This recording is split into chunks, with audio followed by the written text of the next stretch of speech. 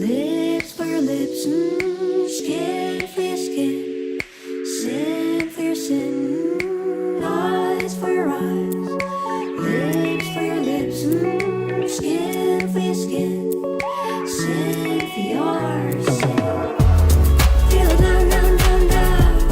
Think about it later. Feel it down, down, down, down. Think about it later. Feel it down, down, down, down. Think about it later. Feel it down, down, down, down. Think about it later.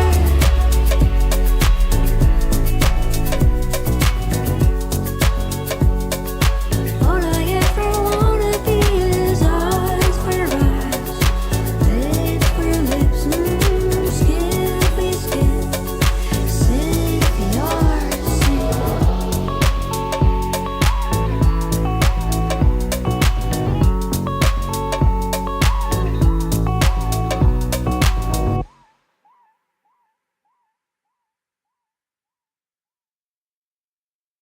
It doesn't look like much, but neither would a Sicilian defense to the untrained eye.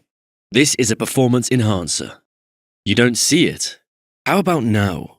Manage your air quality, sharpen your performance, change the game with air Time things. to take control of your journey towards chess mastery. Magnus Carlsen introduces Chessable, the definitive solution for studying chess. Move Trainer uses the science of spaced repetition to identify your strengths and eliminate your weaknesses. There's no need to set up a board, remember which page you're on, or keep track of all the moves you miss. Move Trainer empowers you to go from the opening to the end game with confidence. It's a seamless, effective, and fun way to study chess. Choose from one of the largest online chess libraries in the world, with hundreds of titles ranging from classic books through to our exclusive Chessable courses, including over 100 free courses. Get expert insights from International Master John Bartholomew, Grandmaster Sam Shankland, International Master Christoph Sulecki, Grandmaster Simon Williams, World Champion Magnus Carlsen, and hundreds of other instructors. Get started now and join our growing community of over 100,000 chess enthusiasts at chessable.com. Chessable, take control of your journey towards chess mastery. Another day, another way for me to open up to you. Yeah, yeah. Another day, another way for me to open up to you. I used to worry I would wake up one day only to find with nothing more to say. Now I'm letting silence.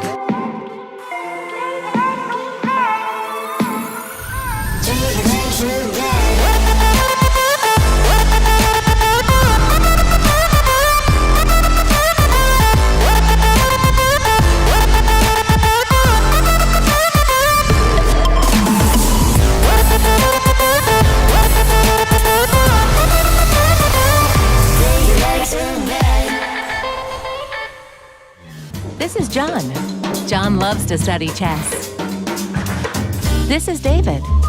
David loves to study chess as well, but efficiently. John spends more time setting up the board and figuring out what's on the page of his book than he gets to study. David likes to take it easy and use his time wisely.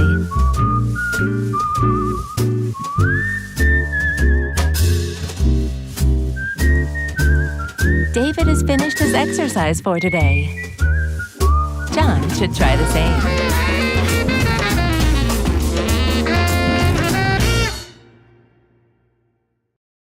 My name is Sam Shankland. I was the US champion in 2018. My goal is to keep things as simple as possible, but no simpler. So if I believe there is an easy solution to something, I'm giving it. No questions asked. Thanks much, and I wish you the best for all your studying.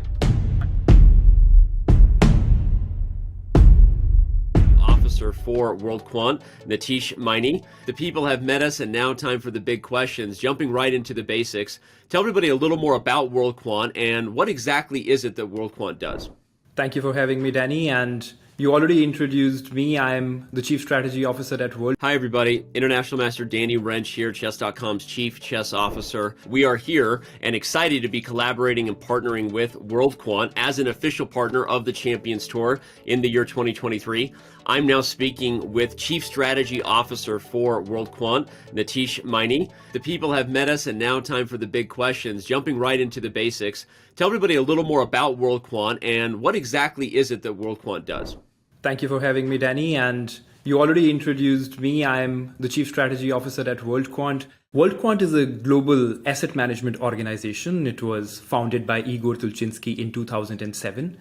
World Quant today has over 850 employees who are working towards designing investment strategies in multiple asset class across global markets. World Quant believes in empowering the ideas of the talent across the globe, and we have 23 offices in 13 countries today. Amazing, amazing stuff. So tell us now a little bit more about this project called World Quant Brain. So World Quant is built on the belief that talent is global, but opportunity is not. And we strive to take this opportunity to everyone around the globe. World Quant Brain has been designed as a tool which empowers us to take that opportunity to anyone. That's fantastic. Seriously, that's amazing. I had no idea about that. Learning about this along with our viewers, and obviously as a website and a company with a mission to also connect global communities and increase the opportunity for chess, that makes it even more of a natural partnership. Tell me a little bit more from World Quant's perspective why you guys run the IQC. So World Quant has this mission of democratizing quantitative finance. And International Quant Championship is one of the tools we have to spread the message about this opportunity which World Quant is offering to everyone to be a quant in the quantitative space.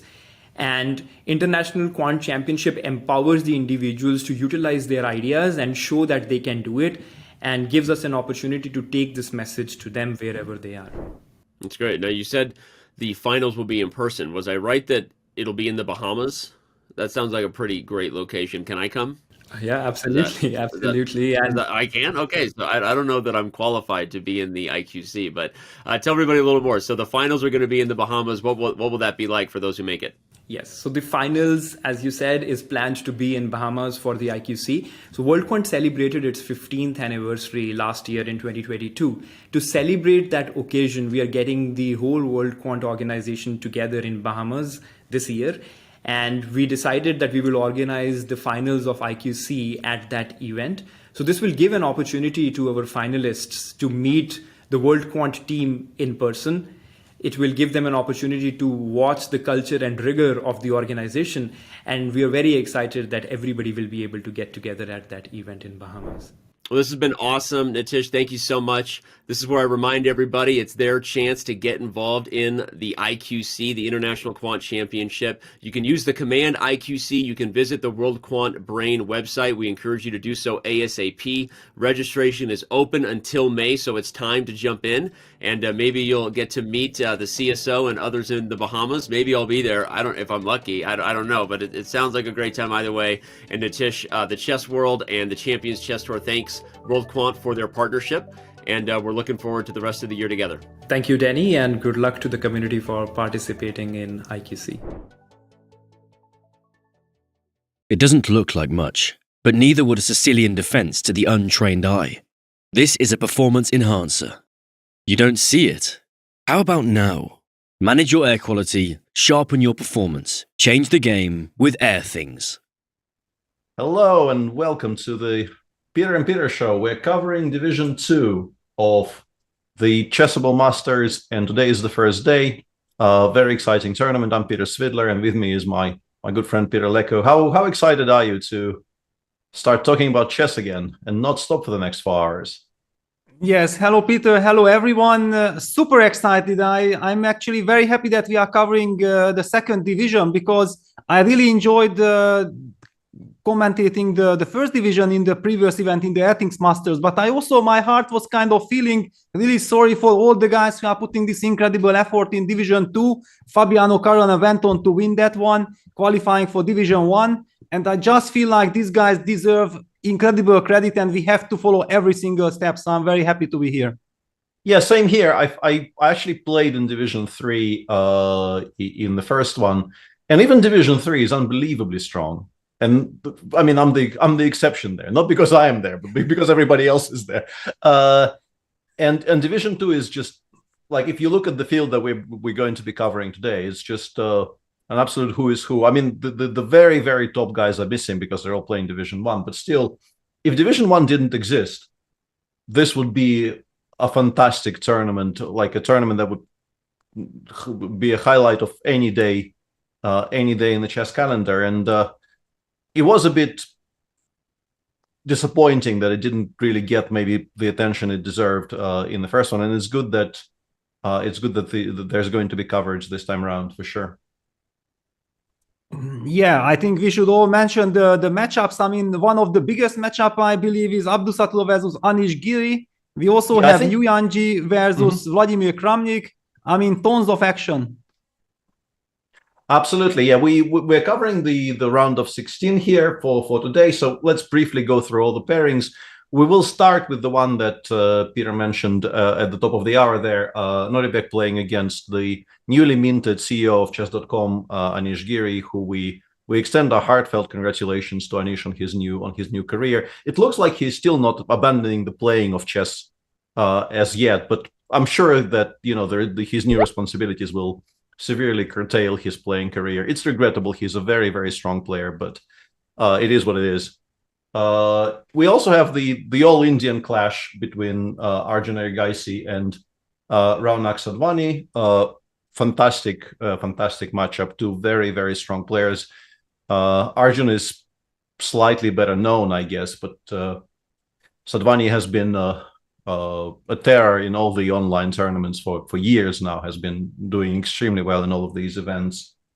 A true clash of generations in the next one.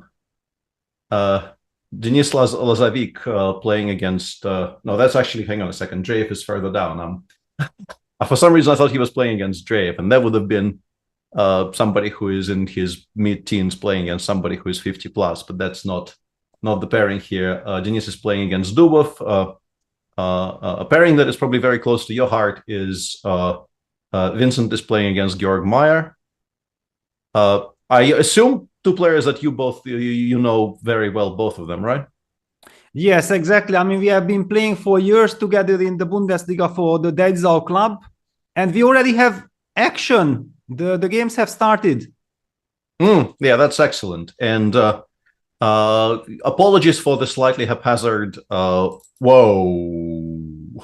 Okay. Yes. Okay. At least it's not Rook B1, and I it really did kind of cut me off at the knees there, because this existed for a while, and I'm going to like the nicest thing I can say about all of these moves on move 4 here is that they're not as stupid as they look.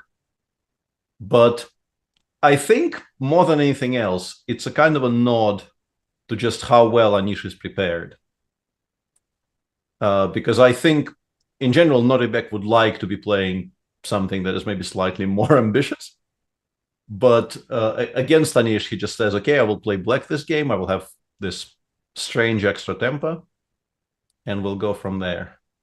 Yeah, it's very interesting, because I remember when Magnus Carlsen played against Wesley So in one of the very first champion chess tours, or Magnus tours back then.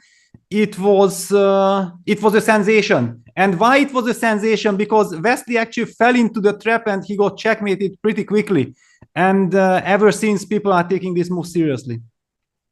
Yeah, and I did mention Rook B1, and all of these things have now been tried, like Rook B1 as well. I think there was a tournament where, you probably will remember better than me, but there was a tournament where a player continued playing 4H3 in every single white game in this position. And this is also, by now, a somewhat serious attempt that people try every now and again. So all of these kind of waiting moves in the old classical 4 knights mainline have now been tried. I have a question for you, though, specifically against Anish. How unprepared do you think he is against A4 here? Well, I mean, judging by the fact that he played a6, it was also the move that I was considering when I was commenting this game between Magnus and Wesley, that what happens if black just plays a6? Yeah, let's just ignore the provocation. Let's just try to make a sensible little move. And now, do we get some 4 knights coach with the a4, a6 moves included? Who will benefit? I mean, my first feeling would be that black should be perfectly happy with this. Yeah, it's a bit strange for me. If this is the best we have after a4, a6, just as you were saying, let's just make some moves here to illustrate a point. If, let's say, we just go for the classical stuff here, right, which is bishop g5, and let's say black goes c7, c6, very often you want to at least have the option of playing knight a4, because in a lot of, let's say, endgames further down the road, or even, let's say, middle games with some trades, fighting against black controlling the c5 square is an important topical thing. And these days, yes, they play queen f3 and then h3 more than they play the other stuff. But having knight a4 as a resource seems useful to me. But obviously, Noribek is not worried about this. And we are actually going to see what he feels about this position in a moment, because everything up to bishop g5 has been played. Yeah, I'm very tensed. I want to understand. Yeah, I want to learn something. Yeah, that's okay. Where is the catch? Yeah, feeling-wise, I mean, even if black goes for some more dynamic stuff with bishop e6, there is also this option, but yeah, Anish goes for the traditional c6. Please tell us, please show us, Noribek, what's the big deal?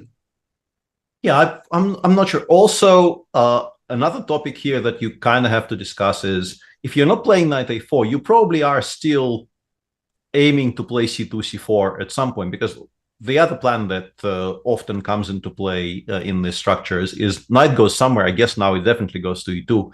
a4 is no longer available. And then white often wants to play c4, he takes d5 to create an isolani on the d5 square. But then the inclusion of a4 and a6 is massively in black's favor, because the pressure against the pawn on b2 will be a lot stronger with the white pawn on a4 and not a2. So yeah, I'm very, very curious and frankly confused by this. Yeah, Anish opted for h6, basically provoking bishop takes f6. Let's clarify the situation. Yeah, and we're gonna see the end game. This should just be completely fine for black in my understanding. It's just very, very difficult for me to imagine how this is not completely fine.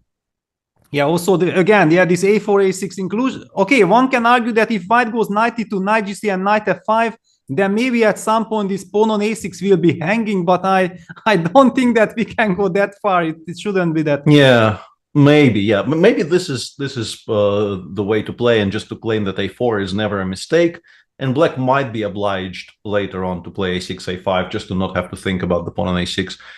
But these endgames are just generally so dry. And also, maybe with the way things are, black can generate some counterplay on the queen side quicker than they would be able to normally. We'll see. Knight e2 is indeed the choice.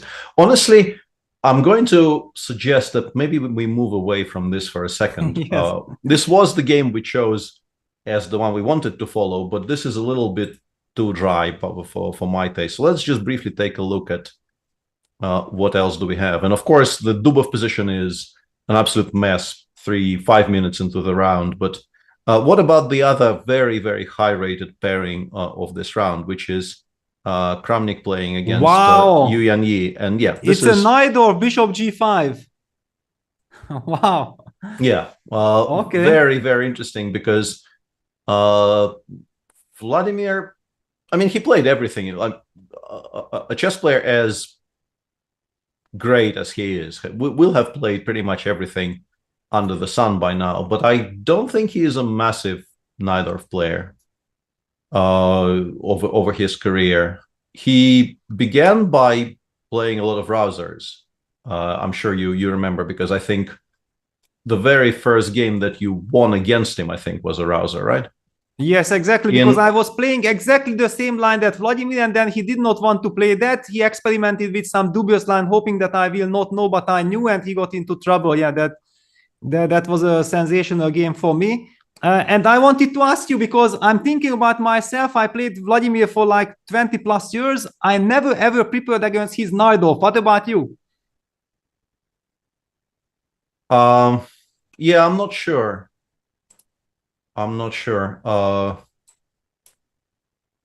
This is very new territory for me, honestly. And we have more stuff coming in there. I have to say, I'm really enjoying this kind of new approach from Vlad. Yeah, trying all kinds of things in his. Well, I guess you have to call it retirement, even though it feels very strange to call it retirement, but still. Yes, it's kind of shocking because I remember, at the beginning it started with the Rouser, then he had the Petrov period, then he had the Berlin period, then he had the Sveshnikov period. I mean, he had so many different periods. Even the Peers, he was also playing in some of the Russian super finals. I think I remember he beat Galkin, I believe, in one of those tournaments. I mean, and now the Naidov, very interesting. Yeah. Normally you see, like if you take somebody like Boris Gelfand, for instance, who became sort of well known as being this absolute master of the Naidov with the black pieces, he actually kind of moved in the other direction because as you, let's put it politely, become more and more experienced, Naidov becomes more and more challenging because there is a lot of memorization involved, and also the positions require very often such precision in extremely sharp tactical situations that perhaps you feel less confident in your ability to compete with the youngsters, let's put it like this, in just purely calculation. And Vladimir is going in the other direction. He is, as a young man, he played the Berlin and the Petrov, just all the things that you mentioned. I guess the Sveshnikov actually came first, right? The Sveshnikov was before the Berlin and the Petrov. He was very much a Sveshnikov player in, let's say, the mid-90s.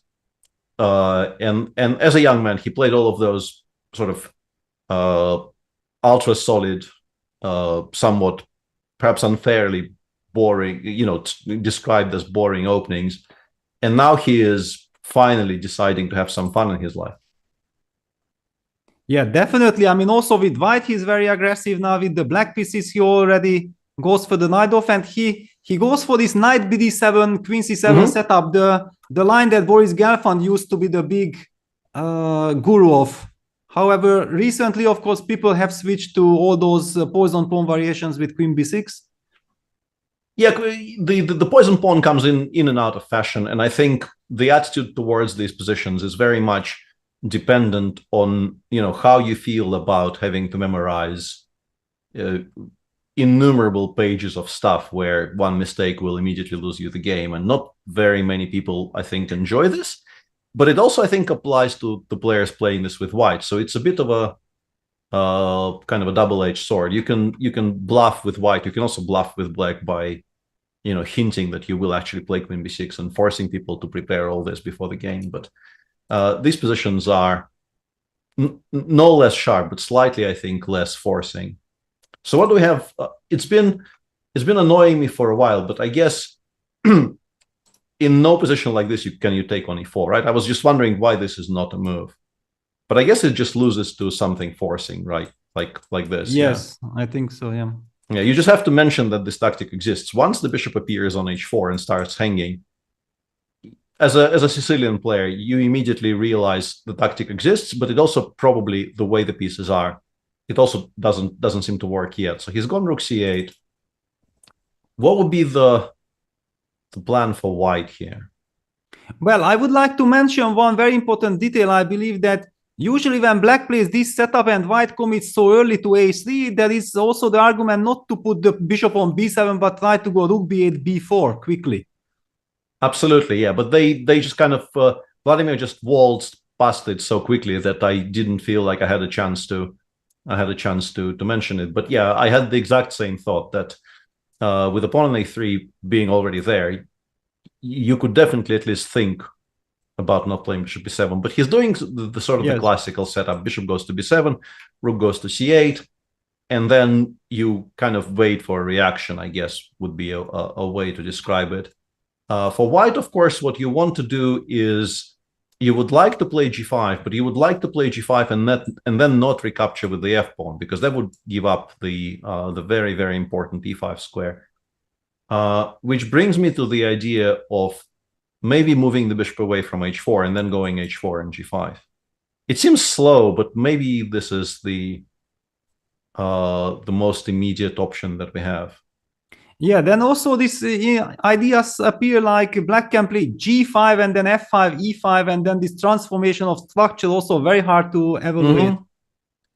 Yeah, as a white player, I never really liked those types of positions with white, but I understand that this is just my personal preference, because I think the engines generally don't dislike it as much as I do. Like something like, just to illustrate for our viewers what we're talking about, something like this. It closes the center and the king side so much that for me, I always felt that this gives black maybe easier life than it does in some other positions. And I always wanted to maybe not allow it with white, try and get something else, but maybe it's not that bad. Maybe it's just playable. Yeah, here the knight on f6 sits beautifully. Yeah, always inserting the pressure on the e4 pawn. Somewhere maybe some exchange sacrifice on c3 might happen, and yeah, those are the things that we do worry as humans. Absolutely, yeah, and it's just so difficult to imagine how we will ever create a threat here with white. I understand, once again, this is just my personal preferences, and they probably aren't, correct. Such as, if there is a correct opinion here, this is probably not correct. But I always wanted to have more stuff open, or even potentially open in the center and on the king side. Bishop E1 we might be getting this position because bishop e1 is on the board. Yeah.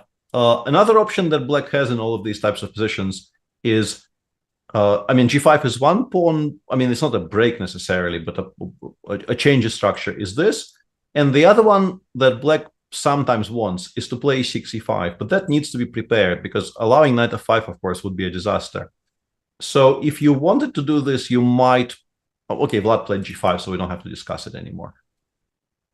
Yeah, it was basically, I could have bet my house on it that Vladimir were gonna go g5, yeah. Yeah, that seemed like very much like a Vladimir move.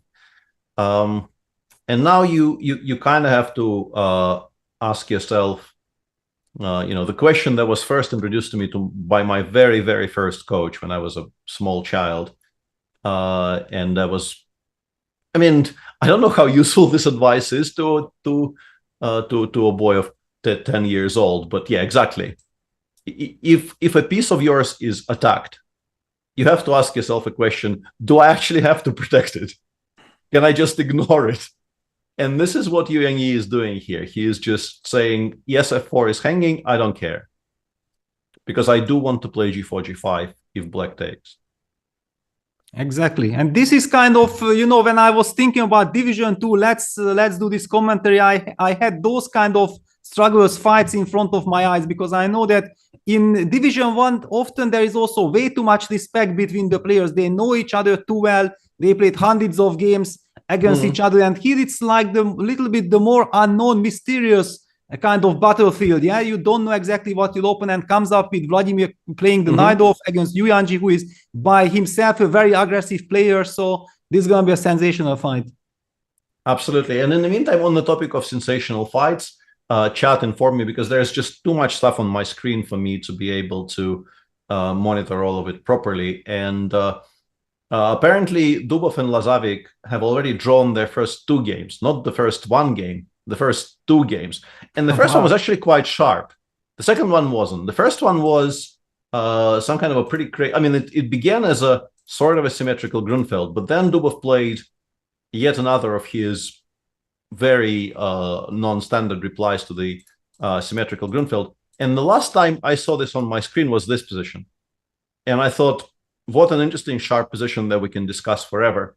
And then, 10 moves later, it's this, and then everything disappears. So that was game 1. And here the draw was agreed. And game 2 was just a straight up queen e4, queen e6, queen d4, queen d6 anti-Berlin. So wow. But this is shocking. How can Dubov play? I can't even imagine him do that. I'm not entirely sure. I probably should actually consult the lineup, because there is an event in Berlin today, which I think both Kramnik and Dubov are playing in later today. I think both of them are playing in the Armageddon thing. No, apparently Satiris informs us that he plays tomorrow, so that's not a concern, because I thought maybe it's just a scheduling issue and he wants to have his match today done as quickly as possible so that he can play the Armageddon thing sort of uninterrupted, but guess not. Wow. Yeah, and yeah, if like this Grunfeld is very, very much in his style, but him taking a very short draw with white, I would say, is very unusual. Yes, basically I would go as far as if please show me the proof. Where is this Berlin game? I want to see it to believe, yeah? Hang on. I need to yeah, there it is, yeah. Yeah, there it is. Wow. Okay, now I can't fight anymore, but I mean I just cannot imagine this scenario. It's extremely unusual for Daniel to be doing this in general, I think. And Lazovic is a very strong young player, but I still feel that Daniel probably feels he has an edge here. So because he generally, I think, feels that way about most people. So yeah, not what I expected, but still, this is what we're seeing. So we have one match which is at the score of 1-1, and everything else is 0-0. Where do we go? Maybe let's just check out Vincent against sure. Georg Mayer. Yeah, that was a very unusual position on my screen as well, and Vincent seems to be doing quite well here. There was this kind of a weird opening where bishop b4 check here is something I'm not really very familiar with, but I'm sure it exists. It's some sort of a Georg specialty. Yeah, he kind of toys with all kinds of e6, b6, c4, b6. I mean, he's a big expert of this. Bishop b7 here, queen c2, knight h6, knight f3, f5. And at this point, it feels like black is maybe achieving something, but Vincent just continues developing very calmly. And I guess it becomes very non-obvious. Like, why are we doing all of this weird stuff?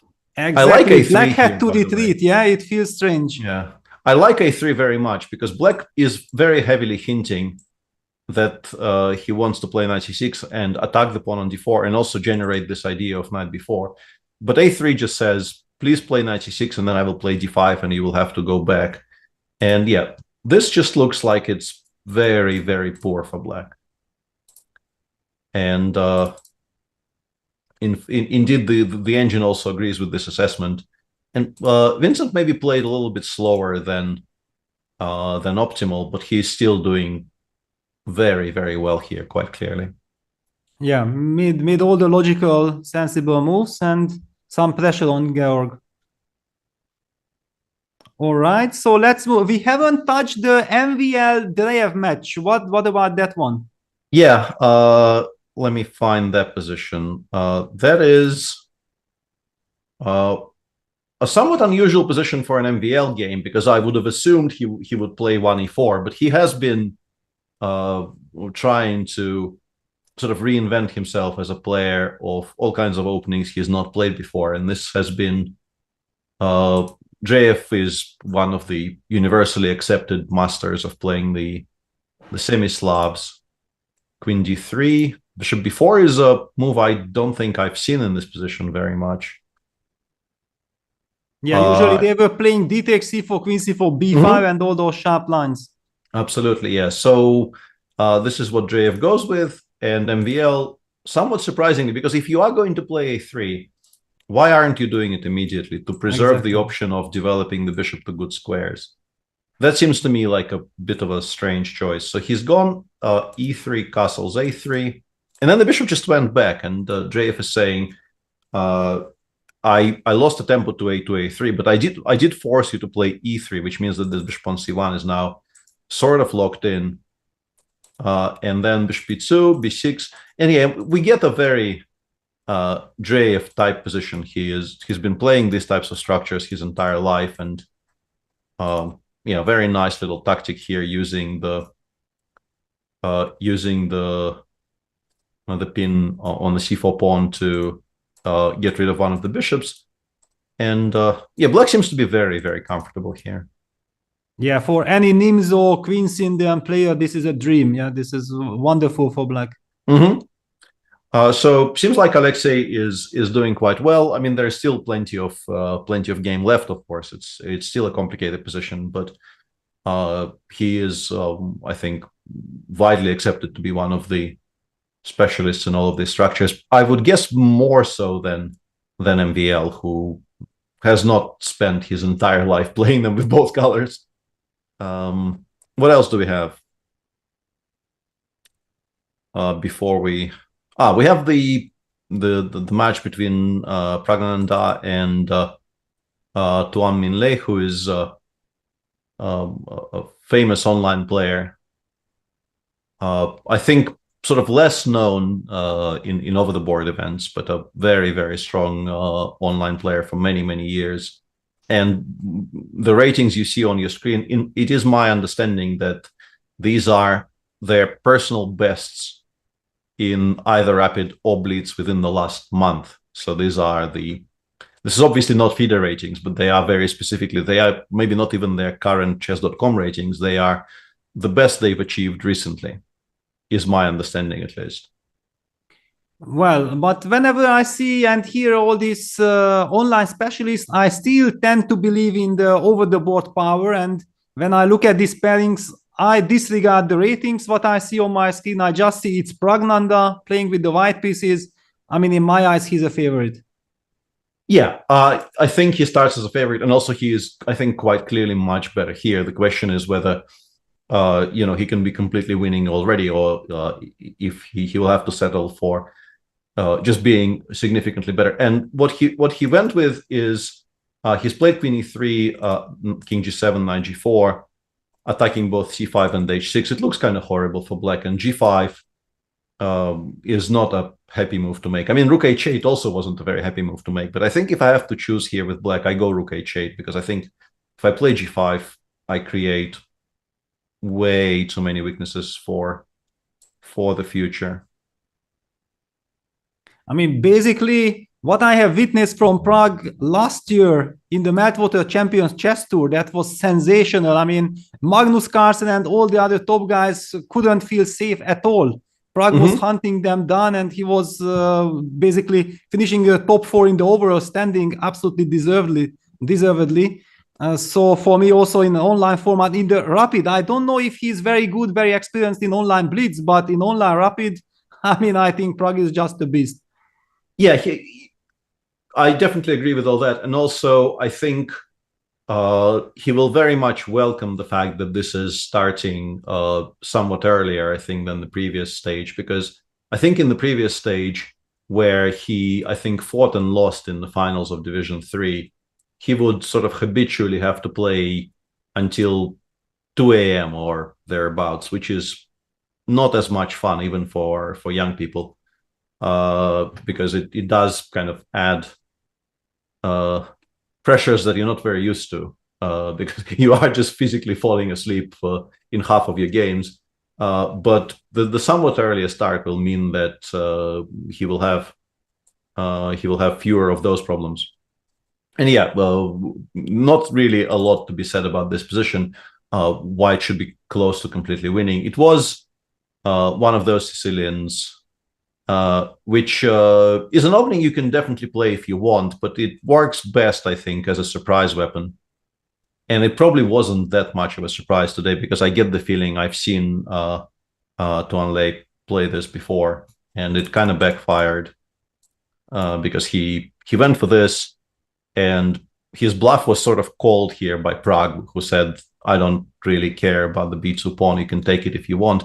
And if in reply to this, you actually don't take on B2, then this entire thing is just completely wrong, right? You're playing a very risky line, and you're also giving a white a full tempo by playing Queen B6 and then back to C7.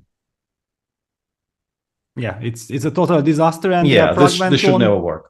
Yes, I mean, with knight d2, he went for the right direction, I believe, and after d5 takes knight e4 tempo, he just never let black back into the game.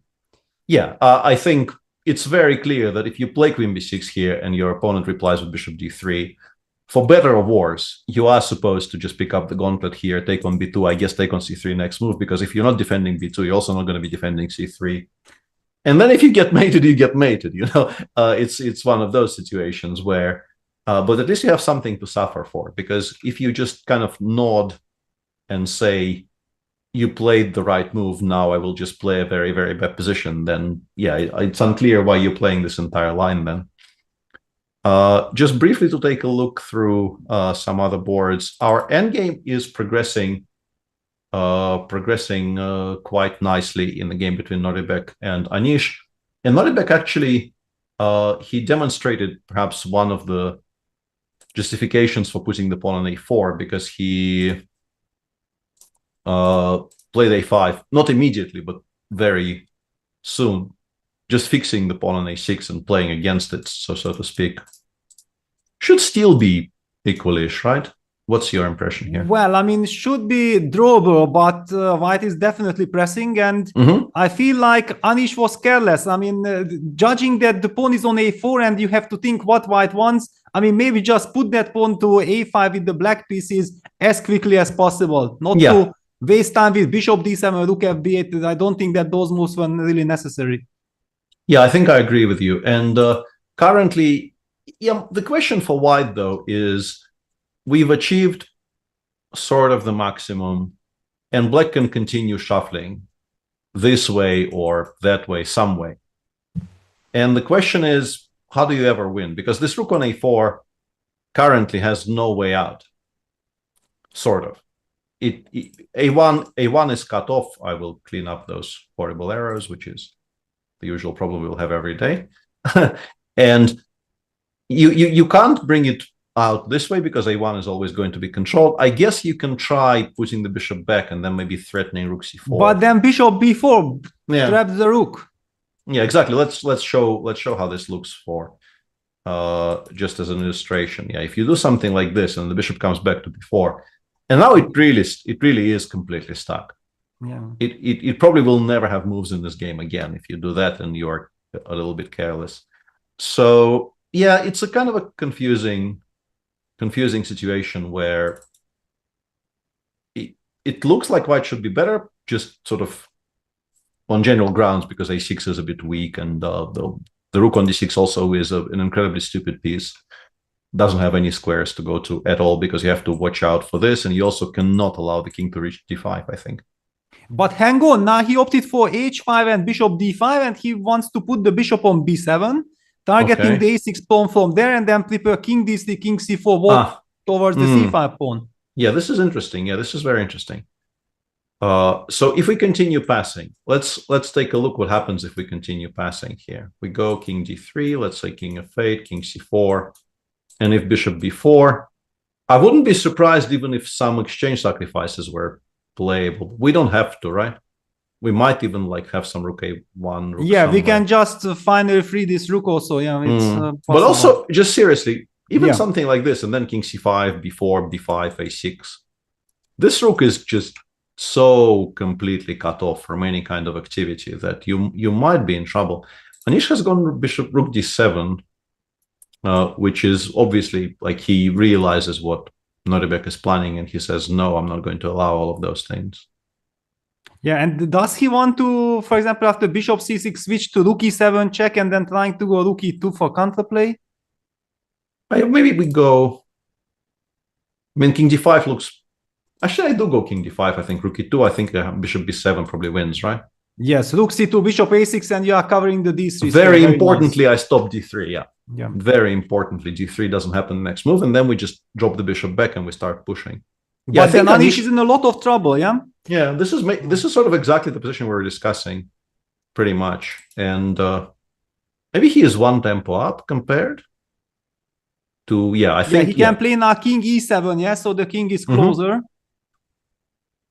King e7, king c4, bishop b4, rook a1 on the board, yeah. Yeah, and I guess with the king already on e7, you're not really as happy with the exchange sacrifice, even though I've been sort of ignoring it until now, but it's difficult to ignore the fact that even with the king on e7, annoying little engine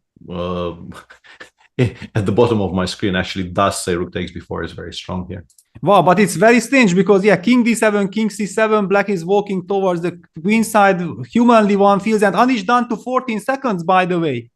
Maybe this is why he decided not to give Anish anything concrete to calculate. But yeah, this position, I think once you reach something like this, you start realizing exactly why the engine hates it as much as it does, because you're just dropping, like, your entire structure is creaking here. F7 is hanging, d4 is hanging. We can also just continue with those threats. But Nordebek, I think Nordebek maybe is putting a little bit too much stock in the fact that Anish has no time to play. Anish is allowing g5 and h6, though. This is a very, very weird choice to go with the king away from e7, because now, in particular, now that the connection between the rook on c6 and the h6 square has been broken, you are very tempted to start calculating some kind of g5 tactics. Well, rook g1, bishop d2 on the board. Anish is trying to protect against g5. Yeah, and now Nordebek went back to rook f1. But he gave up the pawn on a5. Wow, things are speeding up. Maybe the board can't even keep up. Yeah, with the, it's very I'm sort of, and now he allowed g5, and he seems to, and also we don't have the c8 square. How are we even stopping that? Yeah. I will actually click the auto update because I'm just not in time to. I guess we can just go like h7, rook e8, bishop d3, and take on f7 next move. And just looks pretty hopeless. You can't move with the king because rook e2 check. Seems very, very at least dangerous for black. I don't know if it's as bad as I'm trying to paint it, but he's gone bishop g4, which is very similar.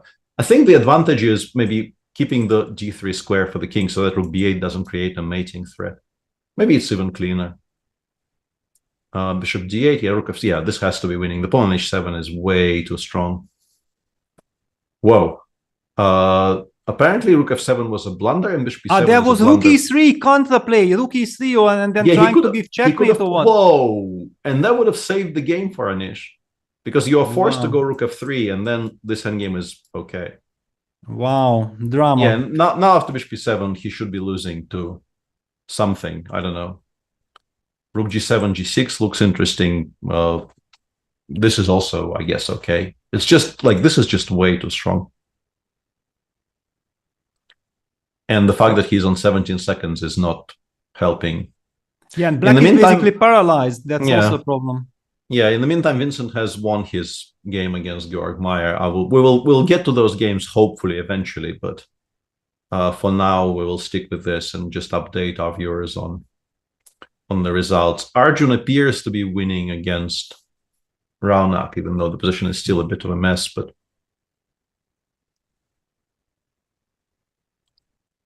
bishop h3, just removing the bishop, and now black has to move the bishop from e7 or go back with the king to d6, but then white would continue with king e4. That's finished. King e4. I would have preferred the bishop moves, but I don't think it matters that much. And the way Nordebek is doing this, I'm sure the engine criticizes some decisions here and says you could have been cleaner.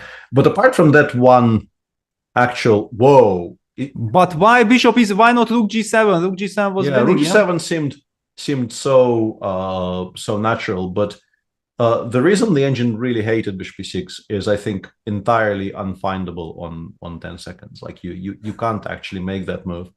I will show it because it's extremely beautiful and kind of relevant. Now, this is just going to be, I'm pretty sure this is going to be enough for Nordebek now. Even with just king g6 and rook g8 should just be winning. Yes. But just briefly, because it's so beautiful, where was that moment? Bishop f5. Hang on. I lost it again. Where was that? Hang on. Well, it was after rook d7 check, king c6, and then there was this move with the idea of rook e7, king d6. But I don't think you can find this. Like, it's even in a practical game, it's very, very difficult to see. And on 10 seconds, you just aren't expected to see tactics like this. Yeah, and now Noribek is basically, he can just win a full bishop here, and that's what he does. But maybe there were ways to postpone that to win without really having to calculate a single thing. Because now you can sort of imagine some scenarios where the c2 pawn gets attacked, and maybe black plays c4, bc4, a4 somewhere, and creates, you know, some problems for you. Of course, you're still winning here with white, there's no doubt, but you can definitely imagine at least, you know, some ways black could maybe get back into the game, but seems like he will win. Finished. Yeah, knight's Yeah, over. he will win. Yeah, this is... and by the way, the third one, yeah, RIC game ended in a draw. Yeah, they ended in a draw in an absolutely mad final position. Like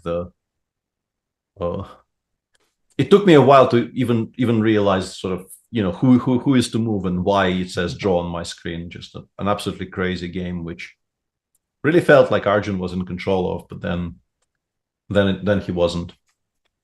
Yeah, and Anish resigned. I think it did not matter if he lost on time or resigned because it was resignable. Yeah, this position you don't save because the bishop eventually comes to g3 and this entire structure is unshakable, and then the king eventually comes back. So what do we have to watch? Prague did beat Tuanlei. Kramnik beat. Yeah, let's go back to our Najdorf. So what happened there? After knight b3, black went knight b6. The rooks got traded on the h file. Yeah, looks like Vlad just won a very nice positional Grunfeld where he sort of outplayed his opponent, and yeah, he got to this endgame. And this endgame, actually, this is still a very sharp endgame. I was going to say something general about, you know, the knight coming out to g5, but this is very concrete because he had to give up 2 pieces for the rook, but then the rook will soon become very active, I assume, via the h file, and the white pieces are not very impressive, and the position collapsed actually a lot faster than I would have expected. This is still okay. I guess he blundered something. Well, but maybe okay by human standard, with few seconds on the clock. Yeah, that's it. That's and this is a very beautiful final position where I guess Yuan Yi, obviously you don't blunder e5 before, but he thought he will play bishop e1, and then I guess bishop drops back to f1, and everything is weirdly protected, but ed3 just wins on the spot. There are still some games running, so we shouldn't maybe doing the postmortem so much. Maxim Chigaev against Grigory Aparin is a pairing we were sort of completely ignoring until now. It seems like a pretty level position. Was a Joko piano, which was actually kind of piano. A very level game. Hang on a second. Yeah, for a second there, I thought 95 was made. H5 is hanging with check, so it wasn't actually winning. Yeah, now the dramatic moment comes in the game. Yeah, that it's kind of a peaceful endgame, but both players down to very little time on the clock, and anything can happen. You can just panic if there is suddenly a question. Yeah, f5, f4 ideas are coming. Yeah, black can win this. Yeah, f4 knight f3 knight h4 might be very, very strong, and in fact, the engine does seem to suggest if you do it right this moment, you are probably just straight up winning. Should be findable, honestly. Even on 5 seconds, I think it should be. Wow, draw! I cannot believe this. Yeah, this is a bit unexpected, honestly, because I think I guess, I mean, if it was offered with black having 5 seconds, maybe he just did not have time to process what was going on. But yeah, unusual. MVL in the meantime won that game against Alexei Dreyev. Not the result we were confidently forecasting, but he did win some kind of a protracted battle where we left it somewhere here, and already 5 moves later, somehow black did sort of nothing and white achieved this. Wow. And this is, of course, like a massive improvement because you now have the A file to play. Black is still not doing that poorly, but I mean, now maybe he is, yeah. Now this is a difficult endgame to hold, and he didn't, in fact, hold it. And in other results, what else didn't we see? Let's show that final position I was referring to in the game between Sadvani and Erigaisi. this is a remarkable landscape. I have no idea what's going on. I have no idea how they got here. Yeah, it's pure madness, right? Yeah. And the point where I was sort of semi-confidently saying that black was winning was here. And in fact, the engines do say that it is completely winning for black. And I guess rook g6 maybe was a mistake. He played. But hang on, bishop takes h3 is possible or not? Knight g5. We just queen takes g5 and then bishop f1 checkmate. And we have to take on h6. Queen h6. Okay, it's not a checkmate. But we're still losing this endgame because I think I can play rook b2 here. Yes. Wow. And despite I'm threatening, if the knight goes somewhere, I go g2 check, and even this doesn't help because g2 check is still coming in. But I have to assume they both had like 5 seconds at this point. Yes. And starting with rook g6, knight e4, engine still wins this for black, but it becomes very, very messy. And like you can definitely imagine this going awry for black, and it did. And this is already just an equal position. Apparently, there were some mistakes already here, and you are no longer even better with black. Yeah, bishop f5 was then maybe a nice stabilizing move, yeah, with few seconds on the clock. Mm-hmm. Yeah, hang on a second. Whoa. Yeah, that was what he missed, yeah. And after queen d7? And after queen d7, we actually run to h4, I think. And we queen e8 check? Whoa. And you're supposed to run in this direction. Yeah, this is not easy. Yeah, maybe it's like if you have 2 minutes, maybe you can see it. But I'm pretty sure he saw rook g5, queen g5, and then he thought queen takes d7, and it's probably perpetual. But it's not. It's not. What else do we have? There is just too much action for us to cover it properly, but seems like I think we covered all of the first round games, and we can start showing the second round. And in the second round, I just don't understand modern chess, apparently. Because I was going to say something has gone badly wrong for Noribek in the opening here. But apparently not. Apparently it's completely fine. Well, it still looks very shaky, yeah? Just completely fine, apparently. Like, no problem.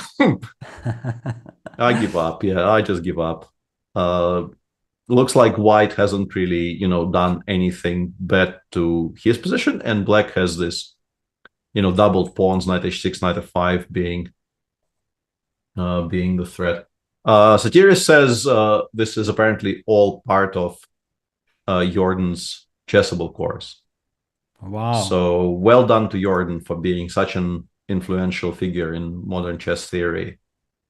This is mind-blowing to me. Just completely mind-blowing that this is fine. Yeah, if you would have asked my opinion, I would have exactly shared your thoughts. Like, okay, yeah. I mean, why isn't black in a lot of trouble? But those are also very tricky positions, because if you know exactly what computer says, it might be fine for black, but you just make a human move over the board and you design. Yeah, I think that's entirely right, and I think we'll stick with this one because I think this is the most exciting pairing of the day, and it is, I think, the more exciting position, and more very funny for me. I mean, probably not going to be funny to anybody else, but kind of funny reversals of fortune for the match between Kramnik and Yu Yanyi, because Kramnik is now refuting the Petrov with white. I mean, I don't know if he will refute it successfully or not, but Kramnik playing the Petrov with the white pieces and going 5 knight c3 and going for some kind of a mating attack on the king side is not the usual. I think my first ever classical game I won against Vladimir was this exact variation in the super final in 2005.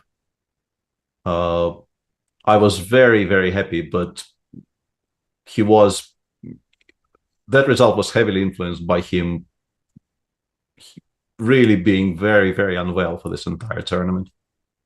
That was during the period when he had severe back problems, and he could basically barely walk for the entire tournament. So I think, as somebody who's had those in my career, it's not fun playing chess when you can't find any pose that doesn't hurt. That's not great. Of course, yeah, this was a very tough period for Vladimir, yeah, I remember. And then 2006 he recovered fully and then he got back to his full strength. Yeah. But yeah, that was the story of how I finally managed to win one game of chess against Kramnik, which I think my first ever game against him was in '92. So it took me a while. took me a while. Yeah, but seems to have kind of quietened down now. If you were to choose here between h5 and g4, which one do you feel is the more natural? Well, I mean, h5, I believe, now that we already traded one pair of rooks, I don't believe that this g4, g5, h, I will have time for all those pushings. Maybe, because yeah. black has knight e6, yeah, he wants to trade that knight from d4, and then with bishop d7 to c6, target the f3 pawn if you weaken the f3 square. Yeah, that is fair. That is fair. And this is what they're doing. And now the position is, the structure will be entirely symmetrical. I assume black probably plays d6, d5 at some point. Maybe not immediately, but at some point. But white has slightly more space. Obviously, the pawn h5 is very nice to have because black has to answer the question, do you want to allow h6? Do you want to play h6 yourself? And then maybe g4, g5 becomes a topic once again. So all of these types of questions still have to be solved by you and him. Do we play queen e6 here? Just want to try and play d5? D5 is a tempo. Yeah. My problem is I thought I had a nice square for the queen, but now I look at this position and I don't know what it is. Maybe e5?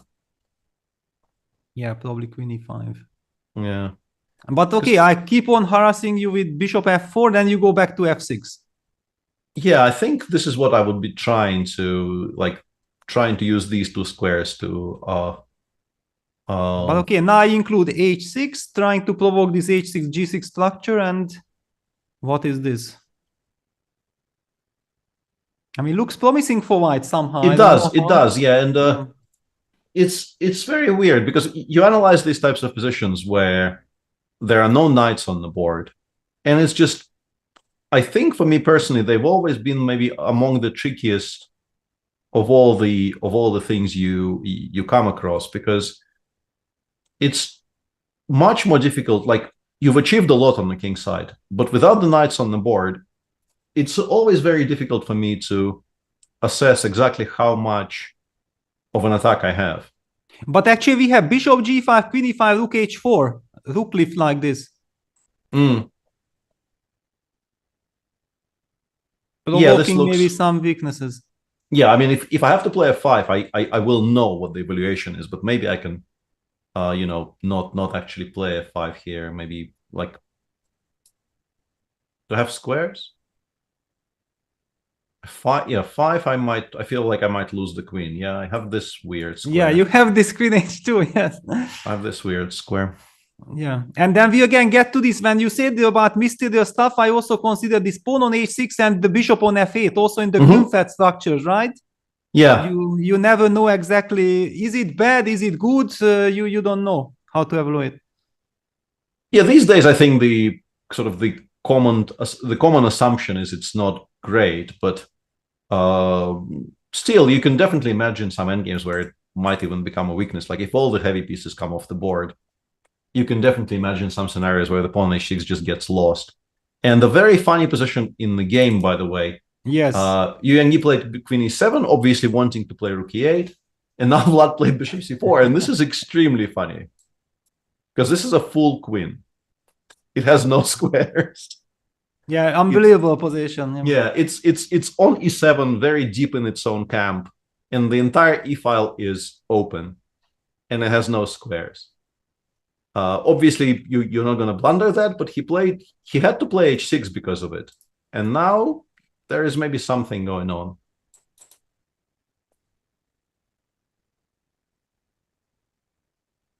But still, yeah, a lot of stuff has already come off the board, and it's not going to be easy to generate an actual mating attack here with white.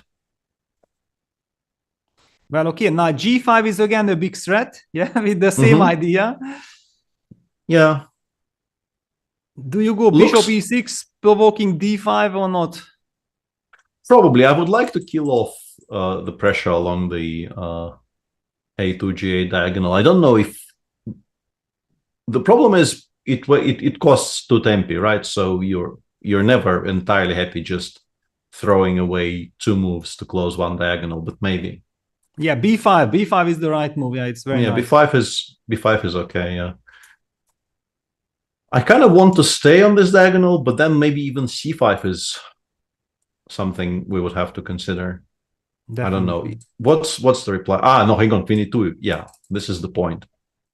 This is immediately the point, because if the queens come off, obviously there's not going to be any mating attack on the king side. So you have to maybe play bishop d3 to stop queen e2 from happening. But then already all these bishop c6 business will be counterplay. Yeah. Yeah. This is now very much the battle of spirit, yeah? How black is usually generating counterplay. Yeah, bishop d3 chosen by Vlad. Yeah, I expect bishop c6. And now you have to answer all of those kind of awkward questions. You would like maybe to play queen f2, but then you're no longer threatening g5. And also queen f6 is just very strong, generating a lot of pressure. So you maybe have to play rook f1, but then your attack on the king side once again is severely diminished in strength with the rook no longer on h1. Yeah, we'll keep an eye on that, but let's just briefly take a look at some other positions. So in the game between Anish and Noribek, Noribek just, I thought, yeah, it's just amazing how calmly the black is, just ignoring what's going on the king side.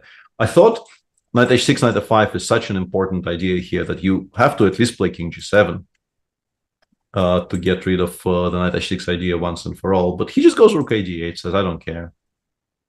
Anish goes f4. Yes, f4 was also the move that looked very natural. Mm-hmm. And he goes takes, and f5.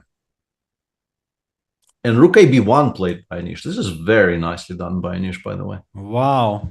Recognizing, going back to the thing I said during our coverage of the previous round, that the art of completely ignoring when your stuff is hanging is very important. FG4 obviously allowing f5.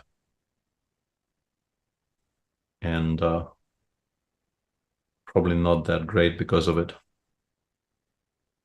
Yeah, now b7 and g4 pawns both are vulnerable, so yeah. But otherwise, what? Do you go back with the queen to c7, then already knight h6, knight f5, collect the pawn? There is no more pressure on the c3 pawn? Let's just, for our own clarity, what happens if we go b6 here? Like, why is the inclusion of rook b1 and b6 so much in favor of white?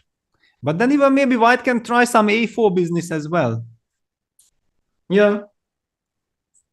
Just trying to reestablish all of those threats. Yeah, the queen on a5 starts looking very, very silly in all of these types of positions. So maybe we have to kind of bite the bullet, go fg, like f5, knight f6, knight takes, f6, takes. yeah.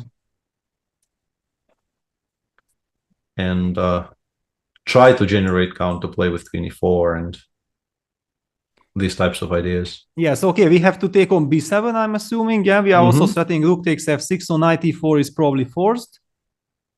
Knight e4. And then we just take on c3, close the eyes and take. Yeah, take and take on c3. But this endgame is probably not great, right? And maybe even like bring the king over. Yeah. Because we're a pawn down already. A7 is hanging, and we don't really have that many threats. And that bishop can come back to f5 and hit the h7 pawn, cover the c2 square, so the c pawn is not dangerous. Yeah, it's terrible. Yeah, it's not great. Yeah, Noribek is under some very significant pressure here. He'll have to play well. And this is not going to be an easy position to navigate for him. Yes, and Anish needs to bounce back. Yeah, talking about bouncing back, Georg Mayer also needs to bounce back against Vincent, and he has some pressure. Let's take a look Yeah, at this. pressure is maybe putting it very mildly, because f6 is, it looks like f6 was a massive, massive mistake on the previous move. So this was, this is this line. I actually played this a little bit myself. Bishop e7, and an interesting kind of a new, at least for me, new twist on it, because it used to be that people, and Kramnik himself, I think, was one of the pioneers of this with white.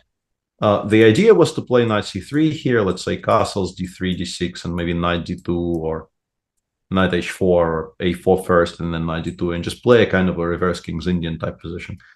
But c3 is connected with a very concrete idea of trying to push d4 as quickly as possible. Vincent takes, which also seems kind of reasonable. This shouldn't really be anything at all. But then it feels like maybe he was a little bit too relaxed about things. Also, I want to ask you, don't we want those bishops off the board? Yeah, it's As kind black. of strange. Okay, probably he did not want to let the white queen coming to f3, but looking at his current position, anything would have been better, yeah? Yeah. So he went bishop f5, still probably not such a massive issue, but yeah, definitely looks like we are wasting a lot of time. And now we're probably under serious pressure, but there was just a straight up accident where he played f6. And even, let's say, after bishop f4, I don't really like what black is doing, but bishop c7 is just deadly, because if you go rook c8, rook e6, queen e6, knight f4 just wins on the spot, because your light squares are way too weak for you to survive this. With bishop g5 and knight g6 mate, it's not even a check, it's going to be a mate wherever the king goes. So this is just horrible. I guess this is what he missed. And now he had to play queen c7, rook e6, knight f8, rook e3, cd4, cd4. And despite equal material, this looks lost. Yeah. If he had pawns on like f7, g6, and h7, even if you lose the pawn on d5 in those types of positions, you often survive, because you establish some kind of a blockade in the center, you establish pressure against the pawn on d4. But he has such an incredibly poor structure on the king's side that I think you just get mated, and you get mated quite quickly as well. Yeah, it looks pretty hopeless, and with 2 minutes on the clock, it will not help. However, one would argue that even if you have 1 week of time, you can't save this position. Yeah, it's just very, very poor. And yeah, the best you can hope for is that white just wins the pawn on d5 in the next 3 moves, and you manage to stabilize a little bit. But white probably should be aiming for more. Yeah, looks like, judging by the bar, which is entirely white, something more should be findable here. Yeah, this position also hurts my heart and my eyes so much that maybe we can move on from this. Let's look at something else. Yes. The all Indian clash is, this is also a very weird game, because it began as a kind of a normal 4 knights English, and then Arjun played a move which used to be somewhat popular, maybe, I don't know, 25 years ago, but sort of disappeared. And mainly I think it disappeared because of bishop b4. But Raunak does something I've never seen before. Takes and b6 here, which I'm pretty sure is not a thing. Yeah, never seen this one. Yeah. Yeah, I don't think this is great, but somehow I think this is maybe not the most critical reply. And in the end, they got this extremely weird position where sort of nobody is developing like they're teaching you in school. Like both sides are doing all kinds of crazy stuff. And the current position seems to be quite fine for black. This is still not a very proud bishop, but eventually we come out either this way or that way. Yeah, and white had to be careful, because the tempting f4 move would have allowed rook takes e4. Yeah. Just to highlight this probably was the reason for queen f6, just to sidestep f4 and to prepare this very nice tactic, which probably just wins on the spot. Yes, but now after queen e3 again, white is threatening f4 e5. Yeah, you would very much like to play f4 e5 here for sure, but black obviously will have something to say about it. d6 is very logical. You probably will have to do it eventually. So understandable that we do it now. And look at the clock situation. Actually, Raunak in a lot of trouble because he only has 1 minute 20. Yeah. It's definitely going to be an important part of the conclusion of this game. Yeah, it's so difficult to navigate. You have to find good moves with black. It's not natural. Yeah, I like bishop c8, as I said. Like, that was our one really, really poor piece, and bringing it back into the game makes a lot of sense. I think Vincent has by now resigned, as is very understandable. That was just I think it was also hurting his soul to just look at his position. Yes. So kind of an understandable result there. Let's just briefly revisit this craziness in the game between Giri and Noribek. Noribek actually did bite the bullet and play fg4. f5, knight f6 takes. Anish didn't take on b7. Anish played rook f4 here, which is a curious choice, winning the g4 pawn with check instead of the b7 pawn. But c3 is hanging now.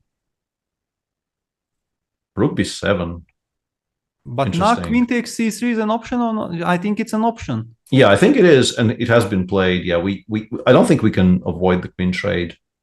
So the queen trade will happen, and then White needs a tempo to play rook g4, g7, and then he is very happy. But I'm guessing Black probably will not give him that tempo. Yeah, because the bishop on e2 is hanging with check. That's the problem. Yeah, so you have to play bishop f3, and now we play, I don't know, rook g8 or rook b8 or something. And we never allow White to double on the 7th.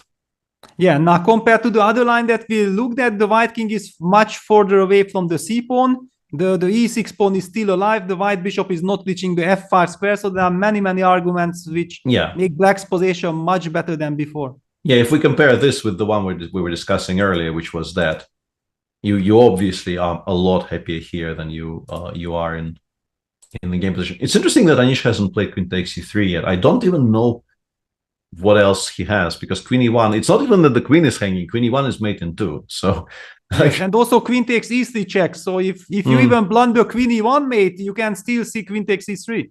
Yeah, absolutely. Absolutely. And some kind of absolute mayhem broke out in the game between MVL and Dreyev. I don't know if it's like, I feel a bit guilty about jumping from board to board, but there is suddenly, it was a kind of a very quiet Queen's Gambit accepted, and now MVL is apparently giving mate on the king side with a piece sacrifice. It was this very fashionable QGA, which is supposed to be entirely safe for White, like small pressure and so on. And they were continuing in this fashion for a while. And then Alexei played queen f1, and MVL just sprang into action and just gave up the bishop on d5. And is now confidently giving mate, apparently. Yeah, MVL is just showing his incredible class. Yeah, we spoke about Alexei. They have a super player, but Maxim is just much sharper. Yeah, I guess there's now like a whole generation of people who grew up without really, experiencing just how strong Dreyev was in his prime, and who, I think, primarily, if they know who he is at all, they know him as a coach. He's been doing a lot of work with youngsters these days. He helped a lot of people over the last, I don't know, 15 years. But yeah, as a player in his prime, he was spoken of in absolutely unbelievable tones. Like I remember I had a conversation with Mark Dvoretsky, who either worked with or was observing very closely probably all the best players in the world for the past, I don't know, 50 years. And he spoke of Dreyev as, in terms of natural gift, he said very few people ever compared to what Dreyev showed at, let's say, the age of 14, 15. Like, he compared him to Kasparov. And I think, yeah, whole generations of people are just completely unaware of this storyline. But both you and I, we played against him when he was very good, and we know. Yeah, in the middle of 90s. Yeah, 95, I believe he won Vaikanze. Yeah, he was incredible. Yeah. Yeah, now knight h3 is the problem. Yeah, knight h3 checkmate. Knight h3, rook g2. Yeah, things are just falling apart here. Yeah, I think this probably will not last very much longer. And he also has 24 seconds, so it is going to be. Yeah, knight h3 is apparently mate in 5, but I guess rook g2 is also winning. Let's see what MVL chooses for style points, because I think at this point we're only discussing style points. Nothing else matters. Yeah, knight h3, so we can move on. MVL will be 2 up after this, so he is a huge favorite to progress in the winner's bracket. In the meantime, the game we did not see at all is the game where Prague, who won game 1 against Wonderful Time, is a pawn up with black now. And I assume doing just very well, right? Because white has the bishop pair, but the bishop pair is very nicely, in particular, this bishop is very nicely restricted by the pawns in the center. So there's not much counterplay. Yeah, and the knights on f4 and e2 are doing incredible, great job. Locking down white's construction. However, one has to watch out for bishop takes f5 because there is a pin issue on the diagonal. That's the only thing black has to watch out, but otherwise it should be extremely good position. Yeah, if you could play h6, king h7 here, or yeah, in particular that, because I don't feel like playing king h8 with the bishop on a1, you would feel very safe. But currently f5 is hanging and you don't have time for that, so you have to find a concrete solution. But Prague once again is also ahead on time, so he probably is. Yeah, there is a curious line like rook d1, queen c1, trying to play for back rank mate, but white has the move queen b3 protecting. This is exactly what I was calculating as well, because it looks like it might just be winning on the spot, but specifically because of the existence of the move queen b3, it's not that great. Because if you have to continue simplifying, then white suddenly becomes quite okay with how things are. Yeah. I guess black is not worse, but black is definitely not better in a position like this on a completely open board with 2 bishops against 2 knights. You don't really care that you're a pawn down here with white. You know you cannot be worse and might even be better. Yeah, so a very interesting position. Not to be provoked. Rook d1, and queen c5. All right, queen f2 is coming. Yeah, queen f2 is coming, and white needs to be very careful because, yeah, he also protects f5 here by connecting it with the queen. But yeah, queen b2 is a bit of an issue here, I assume, stopping you from your attacking thoughts by attacking g7. Yeah, very nice resource. And we get a game. Yeah, suddenly this, very nice counter move. Queen b2. Queen b2, and you have to choose, I guess, between queen c3 and knight c3. Queen c3, queen b7 might be annoying, right? So he's gone knight c3. And now, do we have to worry about rook c1? I guess not, because it wasn't played. But all right, white is down to 8 seconds with only 3 seconds increment, so it's total time control. I mean, time pressure.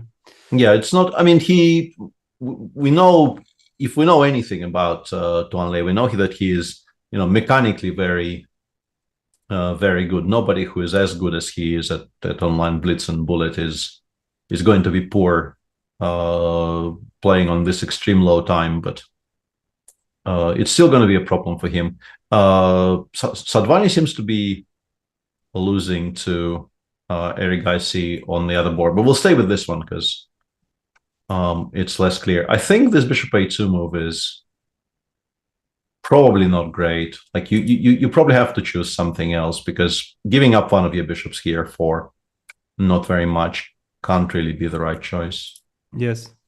Now black seems to be in control.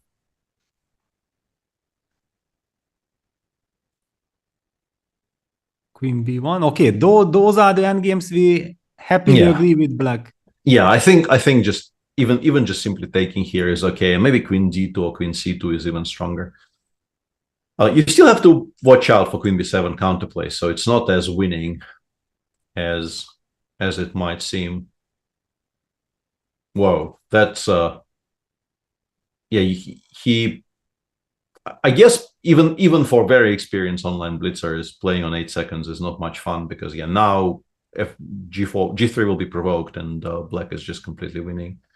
He had the option here of playing bishop d4, and I think it probably was still very much game on because your king is not going to be as unsafe. But yeah, now check and queen h6 on the board. Yeah, h4 provoked, f4. Whoa. What? Whoa. Yeah, and I guess neither of them have very much time because the engine currently says white is completely winning. f4 was not great. f4 was just, the engine disagrees with it quite dramatically. And now, opening up the g1 rook. Yeah. I wonder if they will actually get this draw by repetition with rook f7, rook f8. Neither of them have any time. And the big question here is whether Tuanle understands he's suddenly winning.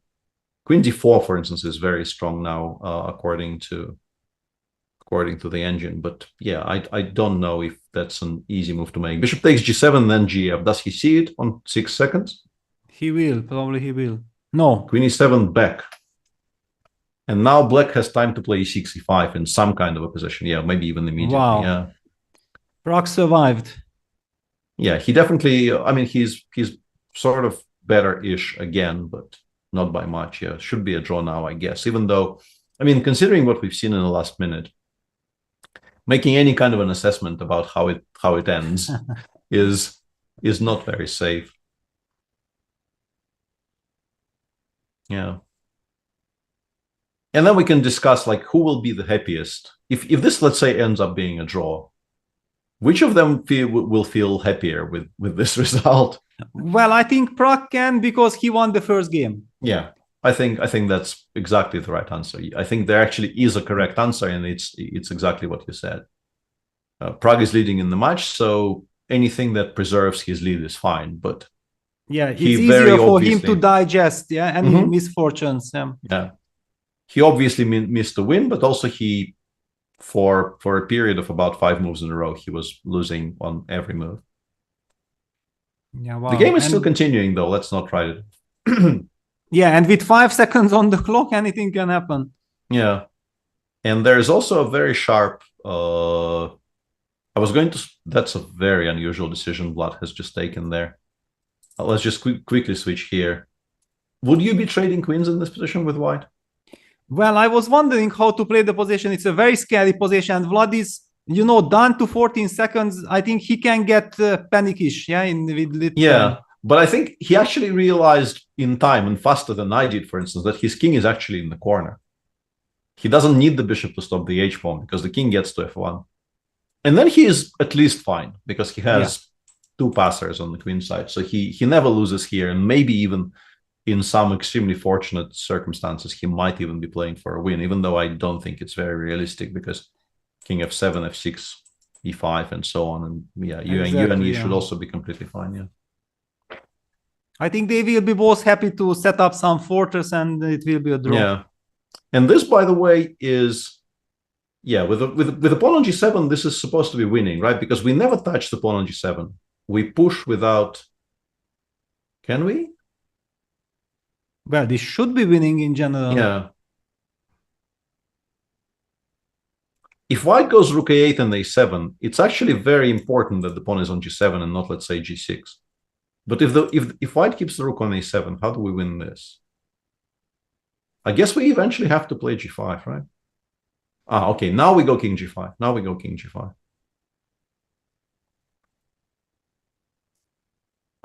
And because of how fast they're playing, there's no way I can actually make the point I was trying to make on the board without sort of that getting in the way of us watching them play. But this is the position.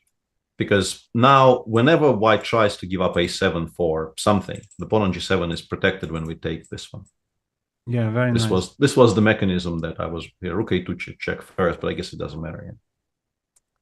So Prag will be 2 up after this. I assume. I've seen these positions actually not get converted, but not very often. Yeah, it's more of a miracle. Yeah, no, specifically when it's the H and G or A and B, you kind of have to know that, like, as you know, the clickbait title, the one weird trick. You sort of, if white refuses to resign on the back rank and just continues playing, there are some stalemate ideas that you have to be aware of, but you have to be sort of completely blind to what's going on the board to miss them. Yeah, you can walk with the king all the way to the other side of the board, and then there is a rook. Yeah, rook e2. Yeah, rook e2, and then you go rook e3 is the way to or what he is doing. Yeah, and in these types of positions, there is a very cute trick that Miro showed me. Like here, if we stop auto update, because I'm pretty sure he will win. I will just show this. In this position, there's obviously like any number of things that win. But Miro explained to me that the stylish way to win this position is to go rook f1 check, then to go g2. Very important not to take here with a queen and put a bishop on the board, or a knight. But the bigger point is king g1, king g3. Yeah, this is beautiful. Yeah, which is completely unnecessary, but this is, I will use every chance to advertise Miro's sense of sadism. But hang on, there is some, Prague actually did win that game because it disappeared. There is some breaking news. The players don't know the rules. We were supposed to have some break after game 2, no? Yeah, I guess nobody really knows how this works today. So some games have already started. They were not supposed to. I wonder, I guess like once they start making moves, nobody's going to force them to put the moves back. So they will just play, right? Well, then okay, we can keep on going. It's I'm sure. Absolutely fine. Yeah. Yeah, it's okay. It's okay. And the two games that are still going are one is Kramnik against Yuan Yi, and Kramnik is leading 1.5-1/2 in that. Game 2 did end in a draw, I'm pretty sure. And the other one that we started is MBL against JF, where MBL is 2-0 up and is in full control. So let's watch this Naidorf for a while. Yeah, well, I mean, we know actually that Yuan Ji basically needs to bounce back, and I don't think that he has realistic chances with the black pieces, so it's a must-win situation. Yeah, pretty much. Yeah, I absolutely agree with you. I think there are some cases of Vladi losing a game on demand with the white pieces, because his career is so long that there will have been, something will have happened at least once to him. But I don't rate those chances very highly. And okay, this is Vladimir Kramnik. He's very principled. He doesn't care that he leads the match. He sticks to his Naidorf. He goes for the sharp stuff. He played g5 in game 1, and he's somehow not, reassessing. I don't know if he's hesitating necessarily, but I guess he was maybe not entirely happy with something after g1. And I wanted to ask your opinion. What do you think now? Who benefits that they didn't pause for 5 minutes? Because during those 5 minutes, Yuan Ji could have checked the previous game, but not. Did he get some information, or how is he orientating himself?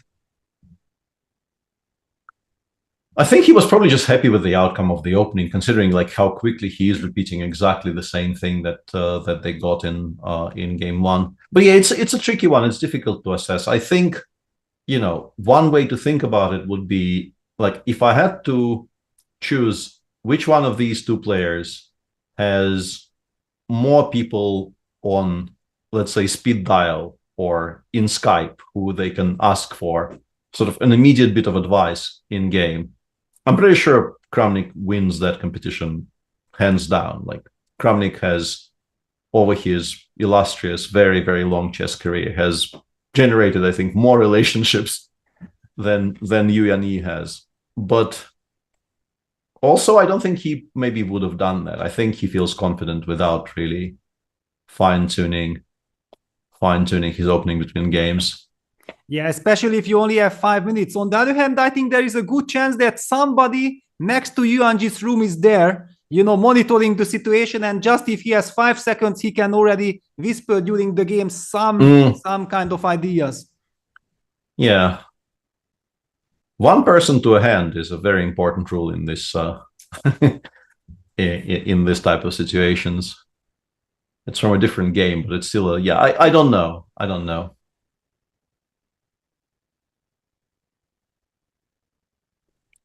Yeah, Kramnik taking his time, yeah? Yeah, he went rook h8, but maybe not. I think he played knight b6 in game one, and now he starts with rook h8. And yeah, he is there. Yeah, there was a mention in chat, and I decided to maximize the stream for a second just to confirm. But he is. This stream does not endorse smoking in any way, shape, or form. Is what I will say about it. Do not smoke, kids. Smoking is bad for you.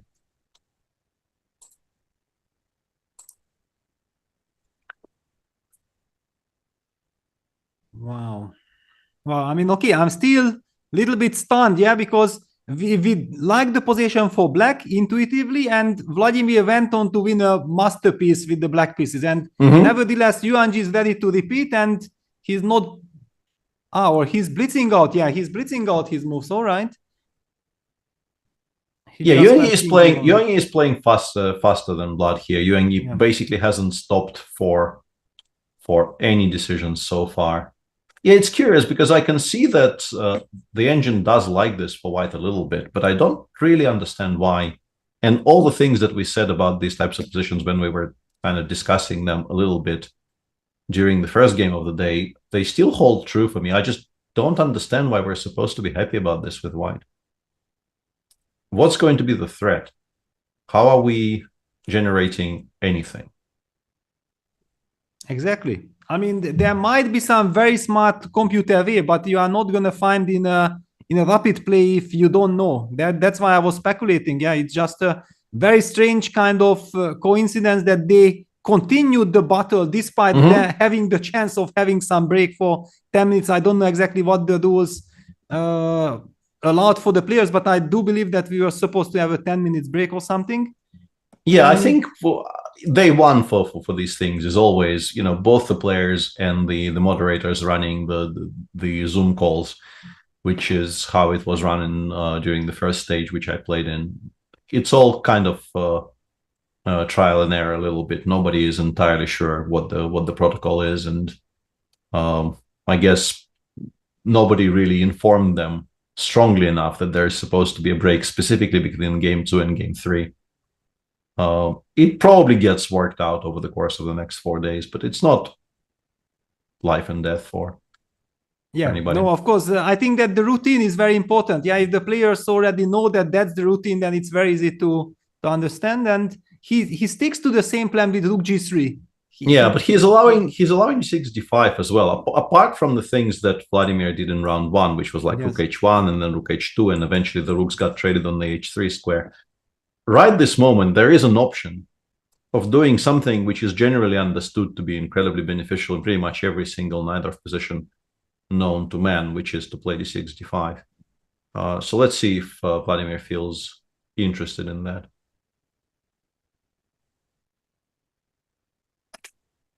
Well, I mean, d5, yes, usually d5 is a fantastic break, but usually it happens when black has already castled, yeah? Yeah, that is true, with the king on e8 and the queen on e2 eyeing that king, you have to be a brave man to go for it. Absolutely, yeah.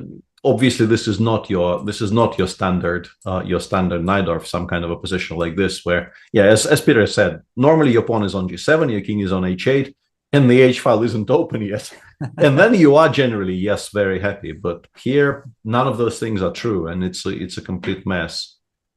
And I think you still definitely consider it, but your pattern recognition software in your brain is, I suspect, very thrown off by all of these details. Yeah, because, you just don't feel like open, especially because probably you are happy with your position. Yeah, you know that you have won a wonderful game in game 1, everything worked, and he goes knight c4.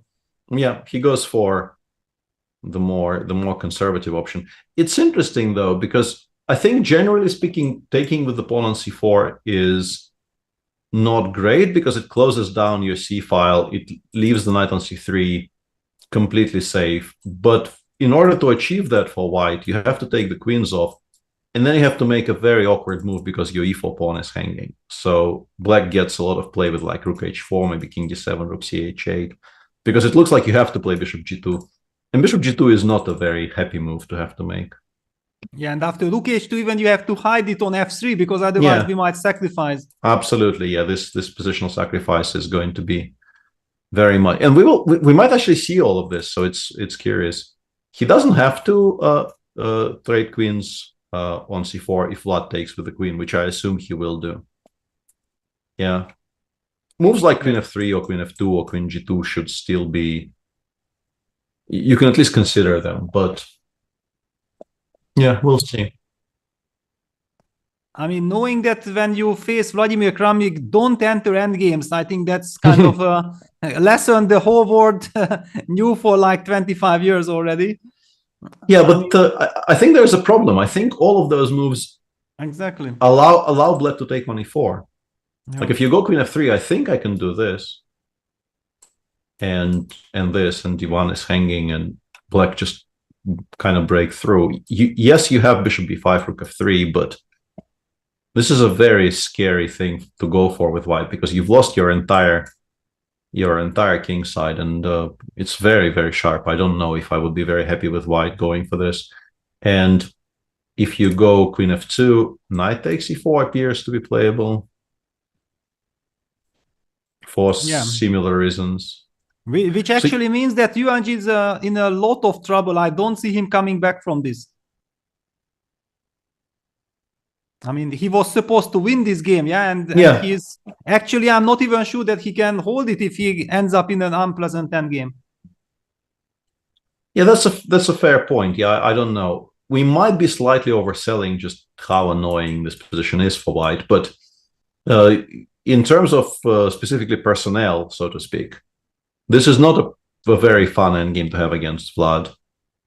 I think Vlad will feel that this is a very, very good outcome of the opening, just getting this in a game which I think we all agree that draw for him will feel pretty much like he's won the entire match. And to be honest, he has this idea of going king d7, protecting the d6 pawn, and then bishop d8, bishop activating to b6, so a5, and if the bishop reaches there, it's game over. So a lot of pressure on white. Absolutely, yeah.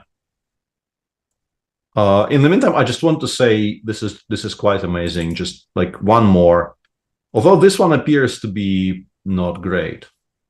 I was going to say Dubov found yet another way to play a gambit in a Grunfeld, but this one the computer kind of disagrees with. So how did this happen? So queen a4, this move exists, but it's not really supposed to be very much for a number of reasons. I'm trying to remember what I gave in the course against this. I think for the course, I just said that if we want, we just do this and we transpose to something that we're happy with. But Dubov just played b5 here. Still okay, I guess. The point being that you can't take because bishop a6, bishop takes c2. So where did the pawn go? And in this position, he just went knight c6, bishop d7. Wow. He just doesn't like to play positions with even material, I think, is the way to describe it. He just likes being down some material. And in this particular case, it looks like it's not for very much. Yeah, if white gets out, and rook c1 was a super move, because you can't hit the b2 pawn, the knight on c6 is hanging. And after queen d7, white probably will have time to play b3 and then jump back with the knight from e1. Yeah. The move you really want to make is knight d3. You will have to calculate why, let's say, knight takes d4 is unplayable. And maybe this is not so obvious. But like this is, if you can play knight d3 here and you don't lose any material, you are basically winning. So this is the move that you would prefer. But as a kind of a stand-in, I absolutely agree with you. Yeah, something like b3 here and just develop this knight here eventually and just claim that maybe you're slightly passive compared to the normal symmetrical Grunfelds, but you have a healthy extra pawn, so it compensates quite well for maybe not having the most active pieces in the world. Yeah, of course, if knight d3 works, I don't know. Yeah, this knight d3, knight takes d4, and then you have some trick, knight f4 or... Yeah, the engine just goes knight f4 and says d5 is falling, you're losing. But I don't know how obvious that is without having access to Yes. to computer insight. Yeah, I think you obviously consider it because, as I said, this is the move that just sort of ends the game if it works. But then you don't find anything immediate in this position, and you say to yourself, "I don't need it. Why calculate?" Yes. Honestly, And I would be easy on the very board. like all kinds of things. Like even this is very attractive, right? Like white is just better. But yeah, b3, rook c8. Yeah, knight a4 is promising. If knight f3 doesn't blunder the d4 pawn, I like knight f3 as well, but maybe it does, yeah. Maybe this does. Oh no, actually. This for some reason does. Okay. I thought I can do this, but then I blunder bishop takes g7. Yeah. And then queen d4 check. And all right. Knight takes e4. This is not a very happy choice, actually. This is strange, yeah, because now the knight on e1 will not get into the game. Yeah, this I think was a little bit naive by the young man, because you're still a pawn up, but you're left with very, very unfortunate pieces. And after, let's say, rook fd8, maybe there is no immediate threat, but it's just so difficult to make moves. And Daniel very happily will just start going h5, h4, and pushing on the king's side. And also the d4 pawn will fall any moment. Eventually, yeah, eventually. Yes. I don't know if it's hanging yet, but after some preparation, for sure, you can start taking. But I see two incredible, interesting positions. For example, Let's go. Sadvani against Edigaishi is amazing because, he also Sadvani needs to win with white and he got a position. Yeah, and this is interesting, by the way, because I didn't realize that, Arjun is up half a point, because they got a kind of a normal looking Italian here, which was this is what they're doing these days. The cool kids, not the middle-aged people, but the cool kids are playing like it's 1655 or something. Like the very, very classical Italian type setup where you just go bishop c4, knight c3. And then, some pieces got traded. Things look kind of very symmetrical-ish. First of all, he doesn't take on e3 here. Yes. Which leads to a very, very symmetrical structure, which I guess white is slightly better because the queen on b3 is more active than the queen on e8. But it is very, very heavily, symmetrical and level, something like this. First of all, he avoids symmetry. He goes knight d7. And then he just snap takes on f3 in this position, which is not a bad move. But considering that he probably is a massive favorite to win the entire match if he makes a draw here with black, I would say not an obvious choice. Yeah, not at all. And now the game heats up and now we are getting the entertainment we want. Yeah, absolutely. And this is now a very, very sharp position where white obviously wants to launch some kind of an attack on the king's side. Like if you get rook g3, rook h3, queen e2, queen h5, some kind of a setup like this, you will just maybe give mate. But black is also, and it's a very interesting choice here by Arjun, where he says, I don't believe you have a mating attack yet, so I will actually pick up the pawn on a4, and then all the endgames will become more playable in the future. And in reply to this, like, do we try to give mate, or how would you approach this? Yeah, it's a good question. Definitely the answer is we want to give checkmate, for example, but knight e3, queen takes a4, then we can't move queen e2 because the e4 pawn is hanging. Yeah, that's kind of a setback. Mm-hmm. Yeah, this is probably not great. Yeah, giving up this much material without really generating a single threat yet. This doesn't look right. Exactly. That's why then basically it's logical that we might start with rook g4, yeah, to start your idea. So rook g4, but then let's say if we go queen e2 here, we get hit by knight f6 as well. Yes. And yeah, my problem is, h4. But the knight on f6 actually solves most of our problems. Like, how do what's going to be the threat? Yeah, that's the problem. Because you even have knight b6 to d7 if you need to protect the f6 square, yeah, against knight e3, knight g4. Yeah.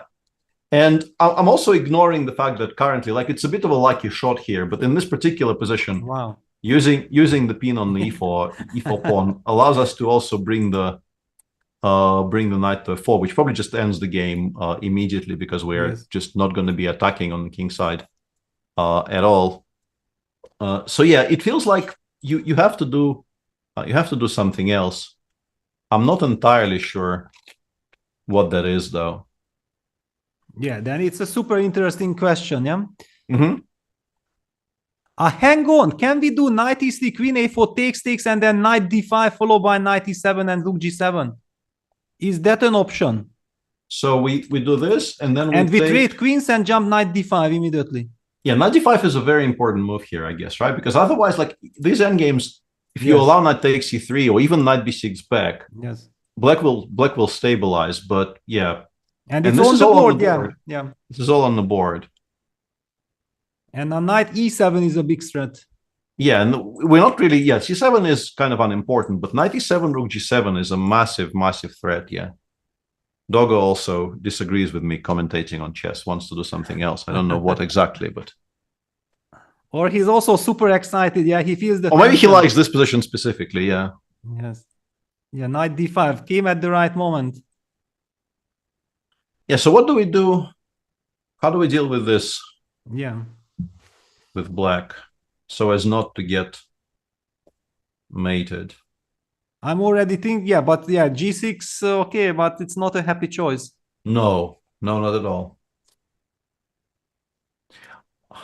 I sort of understand it, though, because if we minimize the amount of material attacking our king, we probably don't get mated. So I guess FG we will take with the rook, right?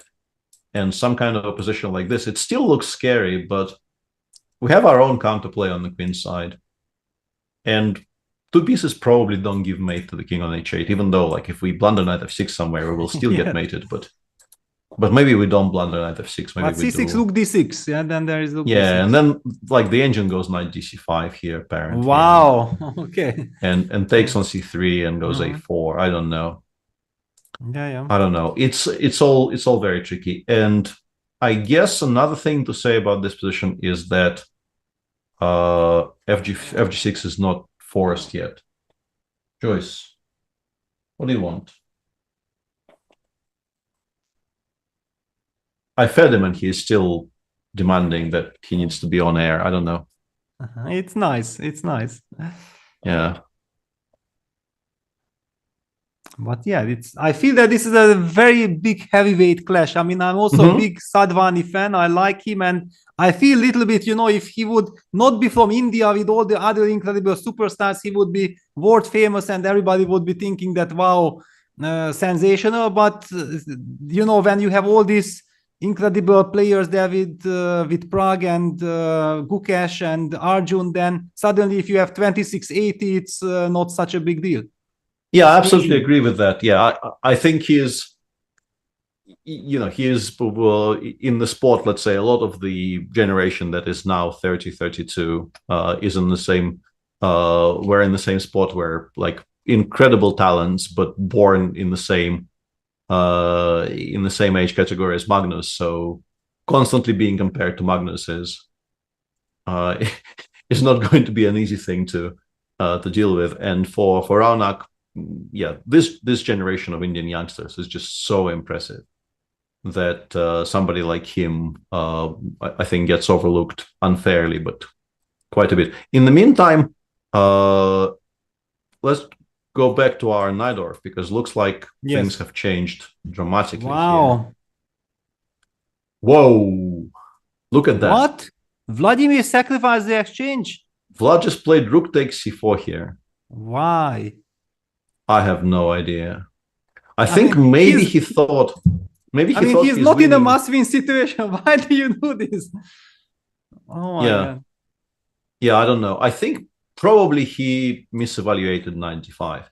I think he thought he's winning the e4 pawn or the g4 pawn. And then he would probably just be completely fine. But after 95, I guess there is some issue with knight takes e4. I don't know what it is, though. Maybe rook Maybe just rook e3 and Rook also knight e3, c7 yeah. check is hanging in the air. Yeah. Some bishop d5, rook d5, knight f6, rook a5, Rook a5, yeah. Okay. knight g4, Rook. rook somewhere, yeah. Like Rook where? Yeah, not so easy. Yeah, rook. this is still not very easy, but he chooses not to go for this at all. He goes knight takes d5. And then I just don't understand. Yeah, this just doesn't look good at all. Yeah, it doesn't. Yeah, Yeah, this BC, looks like exactly. Mhm. Yeah. Just They trying just to open support. up. Yeah. Yeah, trying to support the pawn on d5 with the pawn on c4. Rook f4 played by Vlad. Yes, g4 is probably falling, but yeah, Yuangi decides not to give it up. I saw that. And this is a mistake. Like if he sees rook takes b3 here, I assume he wins. Yeah, because Wow. rook b8. I think Vladi missed that rook b8 is a threat, and cb3 just basically makes all of white's play a lot faster. This is what Yuangi wanted to do anyway, and he just sped it up by, I don't know, 3 moves by opening the b file by Yeah, himself. I think that Vladi is getting a heart attack because probably before he felt like, okay, I have some counterplay. Maybe it wasn't ideal, but I'm in the battle. But now with the bishop trapped on a8, this is a shock. Yeah, I think he probably now realizes. I mean, you have to play something like king c8, I guess, just to stop rook b8, just to prevent yourself from losing that bishop on a8 altogether. But then even like rook d3, rook c3 check or something might be very, very strong. Yeah, this is coming off the rails for Vlad. Yeah, and for absolutely no reason, he will be kicking himself. He had everything under control. Yeah, he's played king c8, and now Yuangi just needs to find the cleanest way to put this to bed. Yeah, bishop a5, very nice move. Now rook h1, rook h8 is a massive threat as well, on top of everything else, at least in some positions. Rook c3 check with rook c7 to follow is a massive threat. Yeah, looks like Yuangi has this firmly under control. Yeah, what absolutely stunning turnaround, because it was just b takes c for the natural move, and we didn't see how white will generate any play at all. And all of a sudden this happened. Yeah, rook g4, at least to have rook h4 if the rook tries to use the h file. But yeah, this has to be bad. It's just a question of finding the cleanest way to generate a threat. I'm very drawn to this idea. And if you go rook c4, I thought that was a blunder. I thought I can play rook h3, but this actually blunders the entire game to bishop takes d5. Yeah, because surprisingly there is no mate. There is no mate, yeah. Rook d3 played. I think rook c4 is strictly the only move, because otherwise you can't allow this check, obviously. You have to play rook c4. And then white will still need to show some precision. But hang on, after rook c4 we can just play rook b3 to c3. Yeah, I think this is maybe the cleanest. And that's it, the rook enters. Yeah, king b8, and then we can even go rook b3 check c4 if we just want to be super solid. Yeah, this is just so winning. Yeah, this is just so completely winning. This bishop basically never comes out. Yeah, rook c4 played, and Yuangi needs this one final decision. I'm looking through the other positions to see if there is anything that absolutely demands our attention. I will say that, just very briefly, this is what you are hoping to get in that line that Tuanle is playing against Prague, and he chose not to play queen b6 this time, and basically got the position he got in game 1 with a full extra tempo. It's still not very much fun, but at least it's a playable position for him now. Lazavik Dubov probably ends in a draw. A very, very crazy position here in the game between Prague and Meyer. No, in Vincent and Meyer. Vincent and Meyer, which is the same opening again. And Georg very understandably decides not to repeat that knight h6 f5 plan, goes c5 d5 f5 here, but Somehow it didn't work out. Yeah, this looks very sharp, but I'm guessing the reaction wasn't the best because, yeah, this doesn't look great. It's going to be so difficult to finish development properly, and I have the feeling actually that Vincent somehow anticipated this opening by Georg, and he came very well prepared.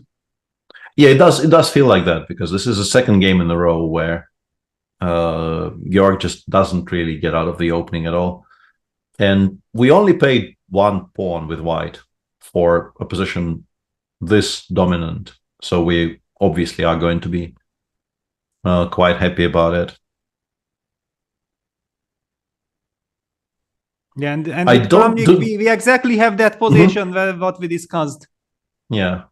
And I think we just pick up this guy with a king, right? We don't touch this setup. Don't, yeah. Yeah, because if the rook goes somewhere and black plays bishop c8, at least some pieces come out.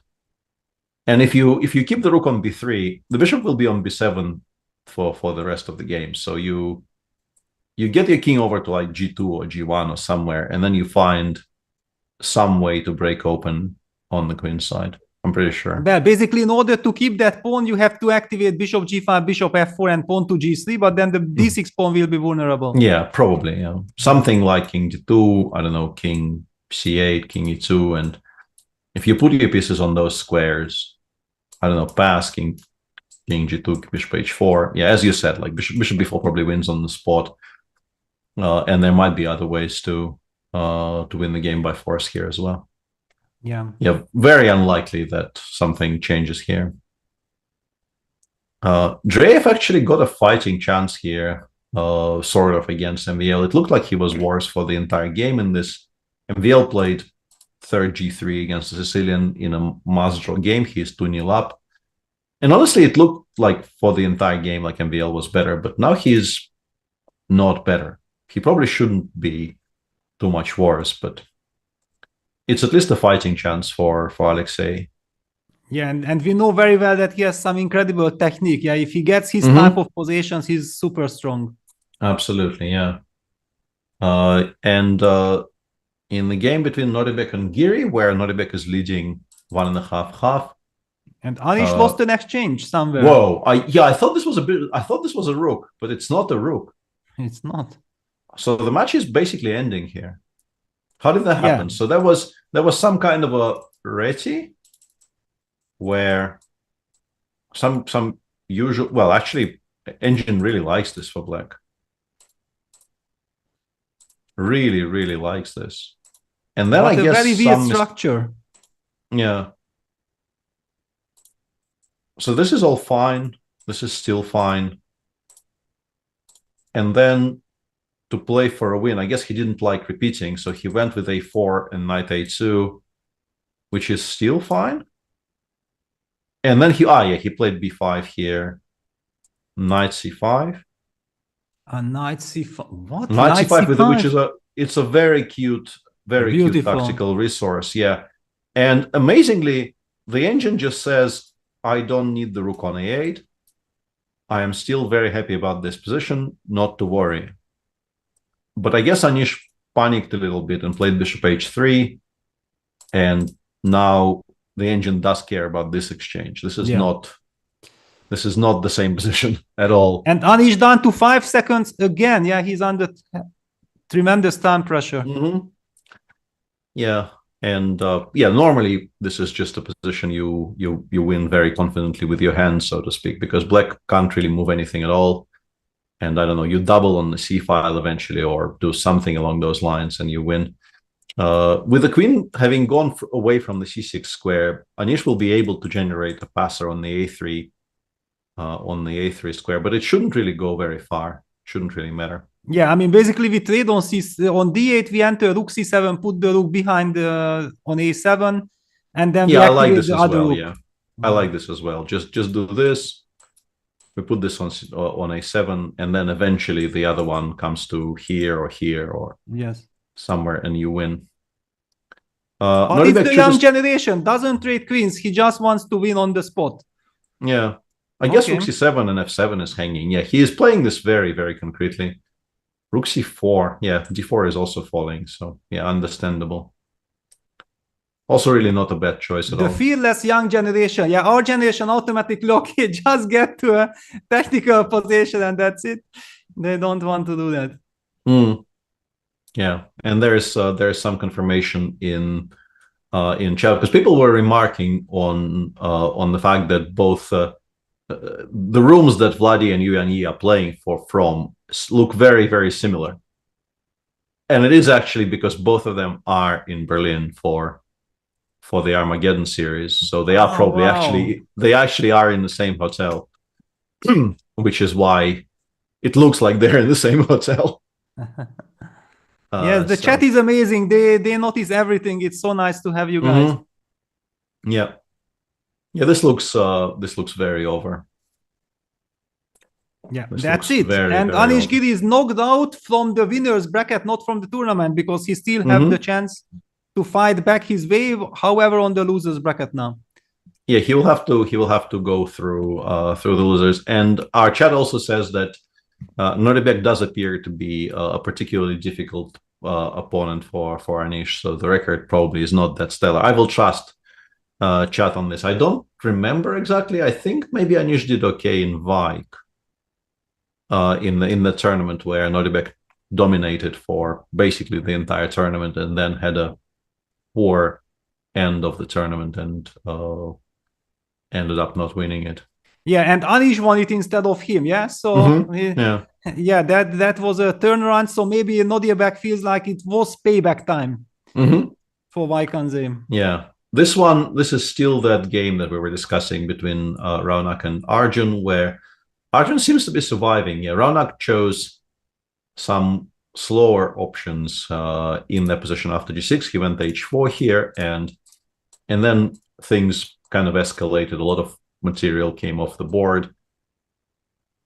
This looks winning-ish, but probably kind of tricky to actually convert to a full point. And it looks like Arjun should now be at least not losing. I was going to say maybe Arjun is even thinking about playing this position for a win, but the rook on g7 is too passive. I don't think the a3 pawn can survive. And then you never win with black. Yeah, rook a1. And Arjun also, I mean, Raunak needs to stabilize the situation because it's down to 7 seconds. Yeah, he needs a technical position where the price of each move is not so high anymore. Yeah. And in the meantime, that Grunfeld that we spoke about a little bit in the game between Lazavik and Dubov, that finished in a draw, and then Dubov instantly made a draw with white again. So we will have at least one Armageddon today. Yeah, it feels like Dubov wants to get himself in the Armageddon spirit, right? I mean, he will have that. Okay, it will be a different time control, but still the spirit of going all in one game that very much suits him. Yeah, I think he is sort of not exactly, but sort of preparing for that other thing that he's also playing in this week by absolutely forcing it against Dennis. We'll get that pretty soon. We'll get some information on who chose what time, because just to reiterate, the Armageddon format these days is not your usual 5 against 4. Nobody really chooses anything apart from the colors they play these days. And I actually quite like this. I think this is one of the more interesting innovations we've seen in terms of introducing new ideas into how you run chess tournaments. This idea of bidding for the time in the Armageddon. This is what we see here. They basically, players submit their bid for how much time they're prepared to play with in the Armageddon game. Is Black now losing? He's kind of running some risks here. Yeah, like he actually got himself into a spot where maybe he had to make some only moves, but he's still fine. Is this the most exciting game we could be? Whoa. I guess we're switching to Kramnik. Yes, because this is Kramnik's position now. Yeah, Vladi is not fooling around today. Vladi is legitimately trying to refute the Petrov somehow. Well, and Yuanji basically maybe even thinking like, you know what? Dingley is about to face Jan Nepomniachtchi for the World Championship match title. There might be Petlovs on the board. Let's see what the big maestro Vladimir Kramnik does against the Petlov. Do you think there is some connection in this, or he's just a Petlov player and he sticks to his guns? I think UNE generally is a Petrov player, and also like obviously not to take anything away from this tournament, which, you know, both Division 2 and Division 3 are very strong, and Division 1 is absolutely star-studded. But the main event of April 2023 in terms of the chess world is, of course, not this. It's the World Championship match between Jan and Dean Liren. And I don't know how much, you know, time and energy we should be dedicating to discussing it.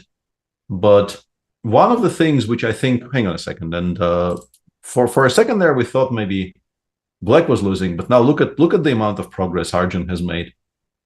It's still a draw, but he is definitely kind of having the better side of it. Yeah, we'll keep an eye on this. We'll keep an eye on this and go back to this gambit by Kramnik in the knight c3 Petrov, and to my, shall we call it, thought. My thought was, and it's a kind of a tricky spot for both of us, because you were previously sort of involved with Team Nepo.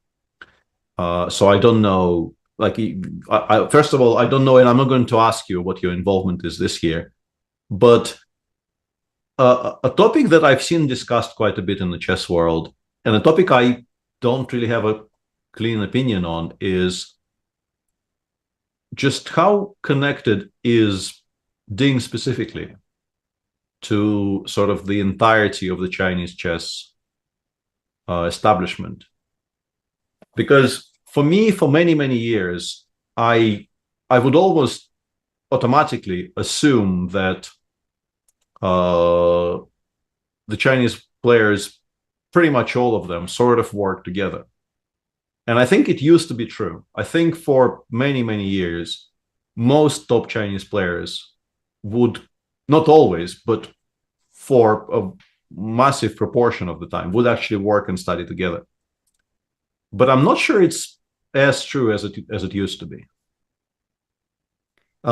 Which is a kind of a way to answer your question about UNE. I don't really think UNE is very involved necessarily in preparing Ding for the match. But this is entirely guesswork. I really know nothing at all. I'm just saying that that was always my assumption, but then I think it became much less clear. And just to show our viewers a very funny position, White has more queens here. Wow. The game is still continuing, but White has significantly more queens. So I guess Prague will be okay. Yeah, so basically Prague is through. Match. Yeah, Prague is through. Nordebek is through, and we have some games 4 starting already. We have this Petrov. We have a Najdorf in a must-win game between Georg Meyer and Vincent Keimer. Vincent needs a drawing game. Am I right about this? I think I am. Yeah, I think so, but we don't know exactly what happened in the previous game. Yeah, it kind of disappeared. We can find it later, but there's just too much stuff going on here for us to keep track. Yeah, Sotiris confirms. Yeah, it's 2-1 for Vincent. Yeah, so there's I called it an Najdorf, but it wasn't actually an Najdorf. It was Bishop b5 check, which is what people normally do when they need a draw with White. Honestly, it's a bit surprising for me, because this is not your usual weapon in a game you absolutely must play for a win. So I'm a little bit surprised by this. On the other hand, it's very much Georg style. He's a fine positioner player. He doesn't like forced lines. He's not those type of player who goes for some Bishop g5 Najdorf. He never has done it. Usually he plays the d4 and some g3 systems, or he plays the Reti. When he goes for e4, then he always has some positional strategical sidelines in his mind. Yeah, I think that's fair. So, and they got the reason I called it an Najdorf is that very quickly they established the structure, which you could get from an Najdorf, but this is definitely one of the kind of the old school lines of the Bishop b5 97, where You have a bit of pressure with white due to the fact that you control the d5 square so well, but black is not doing too poorly. And the current position is this. I'm a bit surprised Vincent was so happy to give up the bishop on e6 for the knight on e3, but considering he only needs a draw, I guess he just feels that simplifying is not such a bad idea. Yeah, it's kind of solid, and we have to speak about the Dubov-Lazovic match because that Armageddon started. Dubov... Whoa, that seems like he took 9 minutes or thereabout, yeah? Yes, because Dubov bid it 10 and Lazovic 9, so it was a very close call. I actually missed that. I missed that in chat, yeah. Thank you to Satiris, and it kind of got scrolled out of my line of vision. Yeah, because you were involved in some very interesting thoughts process, so I did not want to interfere, but I was keeping a track on this. I appreciate you calling it that, because I really don't think that's what happened there. I think I just... No, I think you were talking about the match and all this. Yeah. I mean, it was very interesting. And yeah, I mean, we will continue having, questions being aimed at us about the match, and it's obviously a topic, but it was a bit of a kind of a tangent by me, and I want to once again state that I'm entirely unconnected to anything and have no hard data. And Vlad, I think, basically won the bluff. Yeah, like if you go here and your opponent burns 5 minutes and goes bishop e6, you feel like your plan worked to absolute perfection, right? Yes. Definitely. Let's just show one very funny line. It's not forced but beautiful. So if black takes a g and goes knight e4, then white had queen d5, for example. You probably have other. I just wanted to show this bishop e6, queen takes e6. Yeah, because it was beautiful. Yeah, this is very nice. You can also just go g5, g6 here, which I think is also quite pretty. And black is just very, very helpless against the pressure on this diagonal. So I understand why Yuengi felt like he had to do something about the f7 weakness, but as is very clearly indicated even by the move that Vlad has made here, and I think if I had this bishop with white, I would almost without thinking just play bishop e3 because I like my bishop pairs. But what Vlad played is very instructive. He thought for a bit and just completely ignored the fact that black can take on f4 here. And yeah, because takes bishop f6 runs into g4. Yeah, you just lose. You basically resign here because the difference in the bishop activity and the difference in king safety is so stark that black will not be able to stabilize at all, and this just completely falls apart for black. So he goes king b1. One other reason to want to make this move is, I don't know if it's the best move, but you definitely have to at least ask yourself a question. Can I take on h4 here or not? Yes. Not just to win the pawn, but also to play bishop g5 and to trade this bishop on e3. And the reason this move is maybe playable is this is a check. So if you play king b1, you basically tell black, this will never be playable anymore because this is no longer a check. And if you do exactly the same, you are completely lost with the h file being opened. Yeah, bishop f6, we could prolong one move longer, then probably just the rook lift with rook d3 will finish the game. I think that's probably the fastest, d3 rook something, and then it swings over here and the position completely collapses. Yuengi goes bishop f8, and now that the bishop is on f8, you can maybe spare a tempo on bishop e3. But you still don't have to. You can actually just go. Wow. I mean, when have we ever seen Petrov go so wrong in 10 moves for black? I can't really recall it. Yeah, it's not easy. And it feels like this is just a very nice kind of focused preparation by Vlad, because I get the feeling, as is very often the case with these things, I get the feeling that if you do this, and you know what's going on here, it ends up being some kind of a forced draw. But if you don't know, and your opponent blitzes all of this out, up to bishop c4 and included, I think it's almost impossible to pick up the challenge and to actually accept the sacrifice. And then if you have to play bishop b6, yeah. And I was expecting this. I think this is the right way to play here by Yuan Yi. By including bishop f8, he gave himself a choice, an option to play queen f6 here, which looks incredibly ugly, but I mean, it has to be done. And but now we go never queen trade. g3. Yeah, we never trade queens here, right? We always play for mate. I mean, queen e5, f4, queen e3, queen g2. Can I hide the queen? That was the only question. Was f4 is hanging and the bishop on c4. Oh, bishop is hanging. Hang on a second. Yes. Ah. But maybe it's still good because you have bishop d5 and then rook f1. Yeah, b7 is hanging, but it's not very important. But rook f1, rook f7 is a massive threat. And also just g5 continues being a massive, massive threat here for white. Yeah, this looks very, very promising. Yeah, Vladimir does play queen g3. Not a shock. Yeah, not at all. I mean, shock is on black side. Yeah, how to survive. Yeah, so let's try and describe what we need with black here to feel slightly more alive. I guess we want this. Yes, and g6. And we want this, right? Yeah, but those are 4 moves. Yeah, exactly. Yeah, those are not going to be allowed all in a row. Yes. Yeah, no, black is in a lot of trouble, and also the clock is ticking down. The bad position does not have good moves. That's the other problem. No, it's really, really dangerous. I mean, dangerous is a massive understatement here.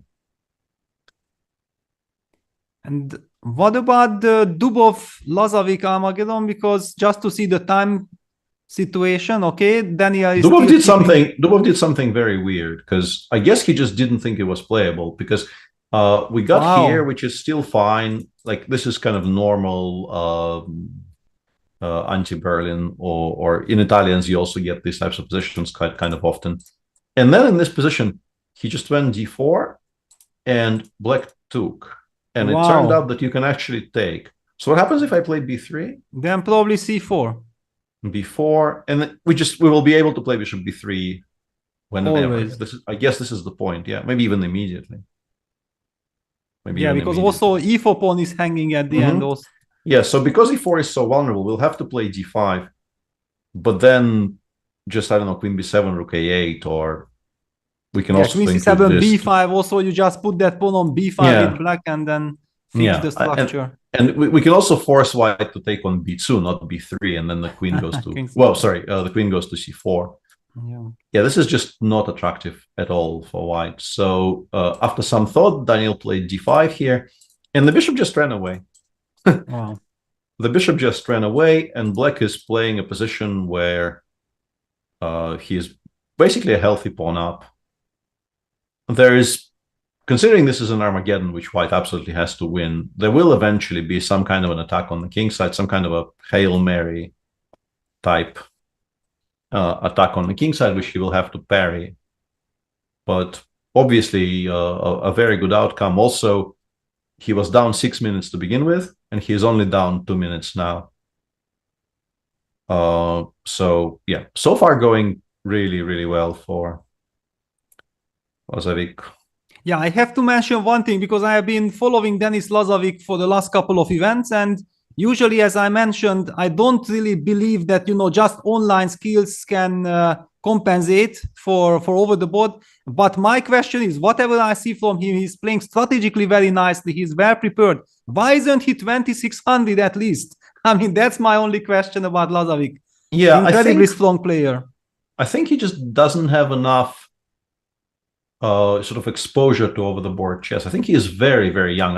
I remember looking it up and I've forgotten already, but I think he is 17 or 16 or 17. Very something like he is this. 17, maybe 16 and something. Yeah. And my guess would be exactly as yours. Yeah. What I see from him over the last, I don't know, year and a half, he seems extremely underrated. Yes. In terms of, I mean, obviously not 3077. 3077 I'm not surprised by at all. But I think his current classical FIDE rating is 2544. And that seems low, but that will correct itself. Yeah, it will. It's just a matter of time, because what I mean that usually the online specialists, you see that they are getting outplayed strategically, but they are very skillful. They are fighting, tactically alert, and then they use their chance. But in Lazavic's case, I don't really see him getting outplayed by the strongest players. Yeah, he's always in a absolutely even fight that impresses me tremendously. Yeah, and that was my experience playing against him as well. I played against him a bunch in titles and tournaments of that type, and I never feel like I'm, like I have an obvious skill edge at all. I'm playing very tough, very level games, and I think I won some. I definitely lost some. And, I know I'm in a fight whenever I'm playing the young man. In the meantime, Prague did win his game where he was a queen up, so he wins very convincingly 3-0 against Tuanle, and he progresses further to play. I'm not entirely sure about the brackets, but looks like he will be playing against MVL in the round of 8 tomorrow. Well, actually, they can already start preparing. Yeah, they both managed to win in 3 games. Yeah, they both won very, very convincingly. Elsewhere, Jörg Meyer got a very nice position against Vincent. I don't know how easy it is to win positions like this, but it's definitely a pleasant kind of a free roll for Georg in a must-win game here. Yeah, and you remember you criticized the move bishop c4 from Vincent, and I think that's exactly the cause of the trouble, because Georg, after trading the queens, very patiently, quietly moved his king from g1 all the way to d1, protecting the c2 pawn, then making sure that he can move the knight from c3 and slowly regroups the knight, trying to get to c4. But probably if black would go king e7, knight c4, maybe black can sacrifice the exchange. Yeah. So you might even go rook a4 first and then knight c4. Yeah, or you could maybe play c4 and get the knight over to this square. This is also a very, very nice square for it. I think he has a very wide variety of options. And Vlad has done something unexpected. Let's go back there for a second. Although it seems very strong and he seems like the engine says he is winning. But I was a bit surprised because after queen e5, he chose not to play f4 at all. He chose to play queen f3, queen f6. And it looks like a repetition, but it isn't. The queen was on f4 earlier. And he just takes on b7. Rook a b8. Of course, you have to watch out for queen takes c3 tactics, but it looks like you can just continue taking pawns here. Even maybe this one. Queen c3, bishop b3. And then just play. Because this will be... Bishop on b3 is a Tseman. Yeah. Yeah, the engine actually goes even greasier. The engine says I can take here, wow, provoke rook c8, and then take there, and just try to take all of them. And it says the best choice black has here is to go for this, but after rook d4, there is really no attack. But maybe humanly you don't even want to give this for black, yeah? Yeah. I don't know. It's kind of, for example, queen takes f2, it's at least messy. Mm-hmm.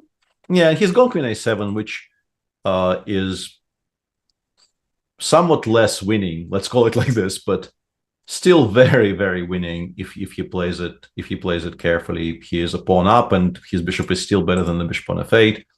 And with the bishop on b3, there is never going to be any attack for black on the queen side. So he is still very much in control.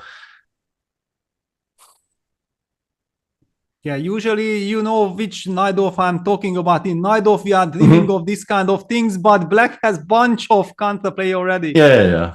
And that's the Najdorf that Linier keeps on playing against MVL. And white has, like, there is never a pawn on c2. It's already gone. It's been sacrificed like 10 moves ago or traded for the pawn on b5 or something. And black has counterplay on the queen side already, and black is normally up material, not down material, and you are still kind of happy with white. Yes, just because of this this beautiful bishop. Yep. And hang on, Daniel is winning back the pawn. I think he's winning back the pawn now. Yeah, it's weird. I thought I knew what Dennis was doing, but it wasn't that. A bunch of moves were played after king g2, black played queen c8, and Daniel pushed eventually with f3 and g4. And the reply was knight g6, knight f4 check, which I thought was connected with the idea of bishop takes g4. But I guess this just doesn't work. I guess there is no perpetual here. So he played queen c5 instead, rook a1, f6. So his plan is to wait for white to take and then to play b5, b4. But this is not so fun for him. Yeah, now queen d2 back, and yeah, this is not so nice. Yeah, the bishop on d7 is just incredibly passive, and it's very, very difficult to include it in the game because you have no pawn breaks. g6 is not really a break, f5 is not really a break. So this impressive pawn structure controls the bishop on d7 very, very well. Whoa. But okay, rook a6 now, rook b8 followed by b4. Even after queen f4, I'm gonna close my eyes and go b4. Yeah, and the engine actually does this. Oh wow. What? And queen c8. Yeah, but I don't know if it's possible to spot this, honestly. Like, I think it's extremely difficult. And yeah, what he did is the human way of playing here, and I think I would have done exactly the same. I think this is very understandable. Rook b8 with the idea of b4. And what do we just go before here anyway? Yeah, yes. he does. Yeah, he does. Computer hates it or dislikes it, but okay, we don't know why. Yeah, we're not entirely sure why. Yeah. 4 minutes against 3, so not that much of a difference yet. Hang on, can you take rook takes d6 and then try to use this rook c6 trick? So let's say if bc3, you want to play rook c3. Yeah. But still computer again dislikes it. Yeah, machine says I can play queen b5, queen b2 here, and game is still very much going on. Yeah, it's just a mess. He's gone cb4, queen b4, rook d6. And now, yeah, I have no, like, I feel very stupid here because the engine just starts showing me stuff which I'm pretty sure I would never find in a blitz game. But luckily, I don't see your full screen, so I have no access to the engine lines. Yeah. My feeling is, why can't we go queen c6, rook d7, rook b2? That's my... But then rook d8 and queen c7 or queen f5 checkmate. Okay, beautiful. Yes, rook b2 and then rook d8 checkmate. Here we get mated. Yeah. Here we get mated, but for some reason we can do this and just start giving checks. I mean, actually not for some reason. That's actually quite logical. Just start giving checks immediately. And then it's perpetual. So why is not queen g3 winning here? Because we no longer have queen f5 check, so we can play like queen c1, rook d7, rook b2. And rook d8, king h7. Wow, yeah, and queen e1 on the board. Yeah, amazing. Queen e1 on the board, so Daniel in a lot of trouble.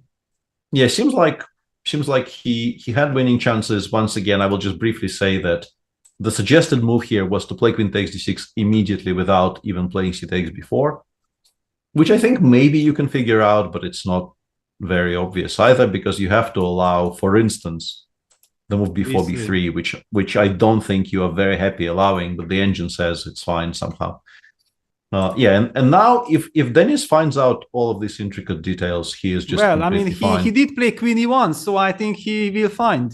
Yeah, and he has a minute and 53, and I think once you realize queen e1 is playable, the rest of your decisions in this game will be simpler. Because they will be quite straightforward. This is incredible because I remember that in the previous edition also Denis Lazovic was the one who kicked out Daniil Dubov. So it's an actual problem seemingly for. Yeah, shocking. And something disappeared off my screen there. I can't quite figure out what it was, but a match finished, I guess. Yeah. But here now queen g3, queen c1 on the board. And rook takes d7 happened, rook b2 will be blitzed out. Yeah, that's it. all of this happened, and now you just don't have anything better than a perpetual. Yeah, with rook g7. Because, the counterplay is just too strong. And even, let's say, if you play king h3, I mean, queen h1 check is probably fine, but you can just go rook c2, queen b8, king h7, because there are no checks. The only check you have is rook takes g7, which is good for a draw, but you don't need a draw. Exactly. Yeah, so I think the one last thing for Denis here to realize is just that he can actually quite safely, and he plays rook c2, quite safely he can afford allowing this. And in the meantime, Arjun was completely winning against Advani, but he only needed a draw, so he took that draw and is progressing to play probably against Nodiabek. As far as I can understand the bracket. Yes, exactly. I think it's correct. Yeah, and this will be a draw. So Vladimir is still just completely winning against Yuan. If he does win this game, he will win the match. He won game 1 with black, drew with white, then went for a very strange speculative exchange sacrifice in game 3 and lost that, but is now completely winning in game 4 and also in complete control on the clock. So I assume he converts from here. Oh, let's just go back to the duel of possession, because all the checks are being played, and how important it was that Denis has time, because Daniel had so many checks. He checked all around the place, and it's not yet 3 for the repetition. Yeah, it's funny, but it's not enough. It's funny, kind of. I mean, it's by this point you should probably stop with the checks, because the problem is you can't even lose h6 with check, for instance, because it's protected. Yes. So it's not like you can make a mistake. You can just legitimately flag your opponent somehow, but it's okay. So he's gone king g3. Okay, now I see what he's doing. I was wondering why he was even bothering with this, but he found a way to play a completely losing position, but just to play on. But I guess the point is, if you go forward, the queens will get traded. You can't really go forward because queen f6, queen f7 will trade the queens. This is why he goes king d4, but now queen f6 is queen d2, honestly. I mean, you always have either the perpetual or the queen trade to look forward to. And now he can't avoid the queen trade, and queen f7 just ends the game here, I assume. Or rook a2. Or just activate the rook. Rook a2 and just give mate here, maybe. But no. Okay. You don't need to. This is definitely good enough. And on 34 seconds, a young man like Denis, there is no way this is not enough time for him.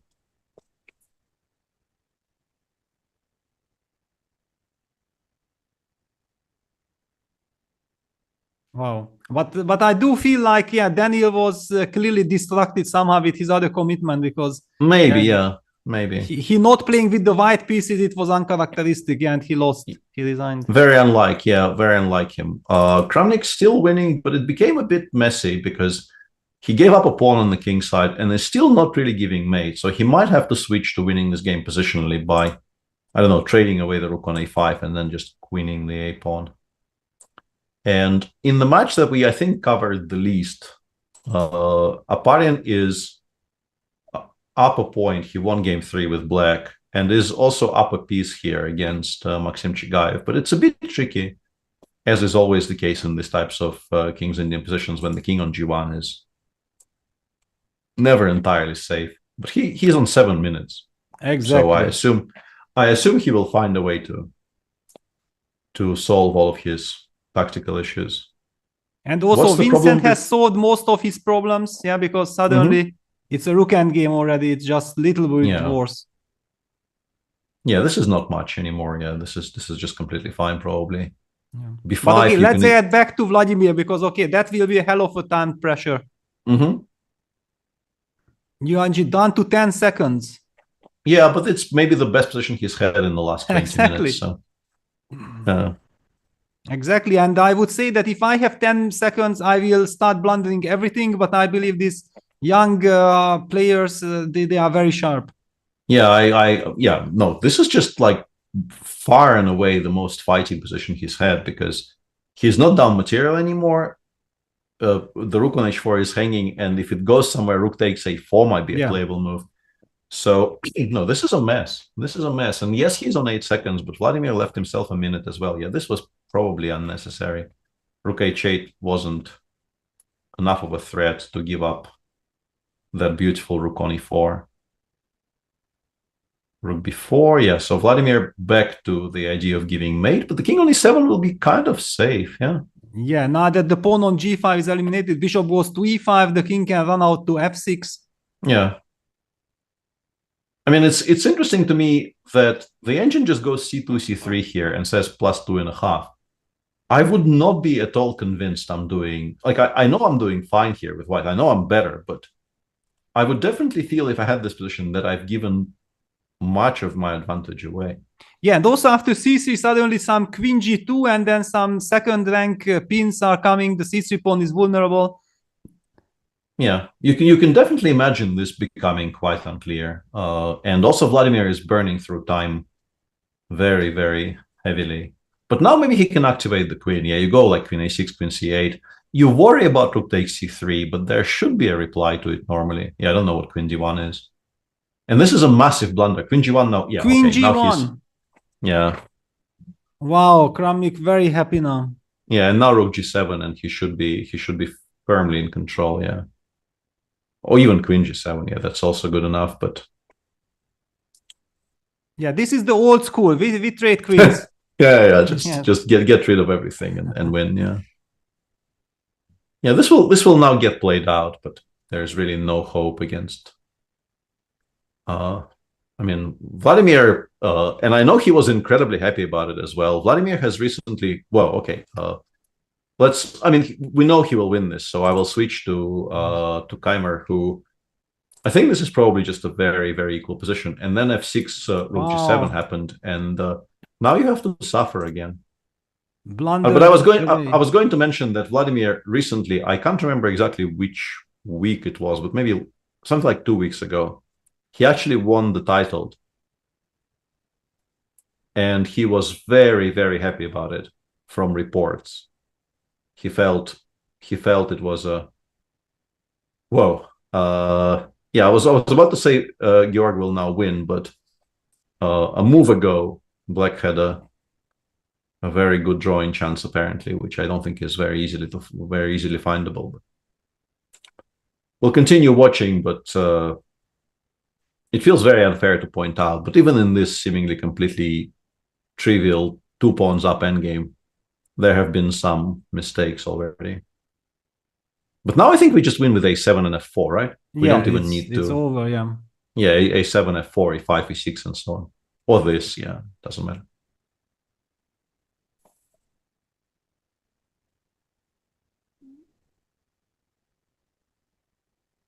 Yeah. Honestly, we will be seeing another Armageddon. Yeah, kind of curious to me that this is the way he went, but it doesn't really matter. Yeah, just the e-pawn goes to e7 and the game ends. So this will be a victory for Georg, kind of unexpectedly, because it really did seem like Vincent already had it all under control. Yeah, he managed to hold a completely, very unpleasant position and then went on to lose with one move. Yeah, pretty much. Pretty much. He's not going to be very happy about that, but there's still an Armageddon to play, so no time to think about it now. Yeah, rook g8 check, and as usual. With rook on b7, you can't even continue playing because you lose that rook on b7 straight away. So that's an Armageddon. This one is still ongoing. White is completely winning, but it's a bit of a mess. But very importantly, Grigori is still the one with more time on the clock, so he should still be completely fine. So to go through results a little bit here, we have Noribek Abdusatorov defeating Anish Giri in 3 games, 2.5-half. Arjun Erigaisi eventually prevailed in his match against his compatriot Raunak Sadvani, +1.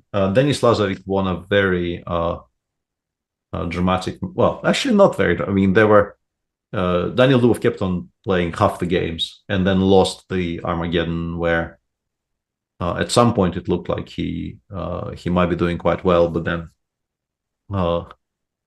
missed some chances. Vincent was on the verge of going through and will now have to play an Armageddon against Georg Meyer.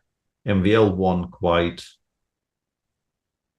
easily in the end against Alexei Dreyev. Prague beat Letwan Min.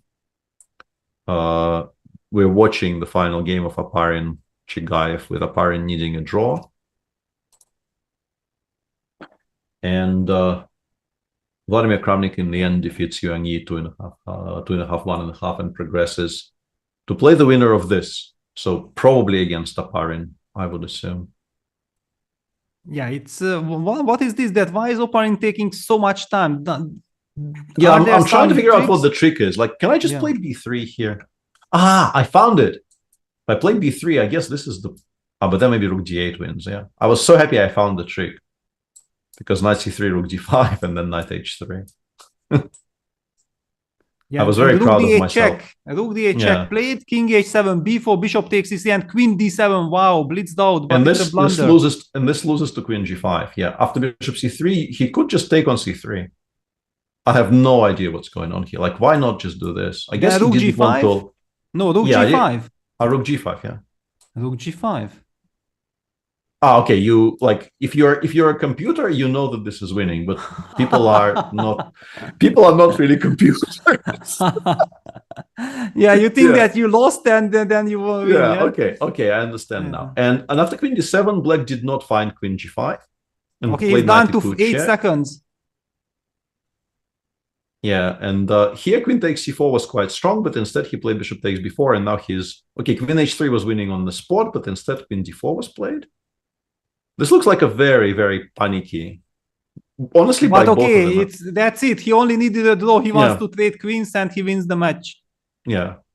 You have to say that from move b4 to the final position, many decisions were probably not their proudest moment. But sort of, justice was sort of preserved because white is completely winning here and white ended up winning the game. But there were some adventures. In particular, in this position, if you play queen g5, queen f7, and either bishop g7 or even king h6, I think, there is just no defense against the attack on the king side because this is just one check. It does nothing. And then eventually you have to play this, allow knight h3 check, and you lose. Yeah, and here it comes. Yeah, that's one of my things that usually when we speak about rapid time control, it used to be 10 seconds bonus. And now with this 3 seconds bonus, it gets a completely more, completely dramatic situation. Yeah, because with few seconds on the clock, you can never accumulate time, and the blunders are inevitable if the position gets out of control. Yeah, I think what we're watching is extremely strong players just, struggling to get a grip on in the very, very last seconds of the game, and those who do end up winning their matches. And yeah, that was a bit of a mess, but in the final count, Aparin defeats Chigaev and progresses to play, we believe, against Vladimir.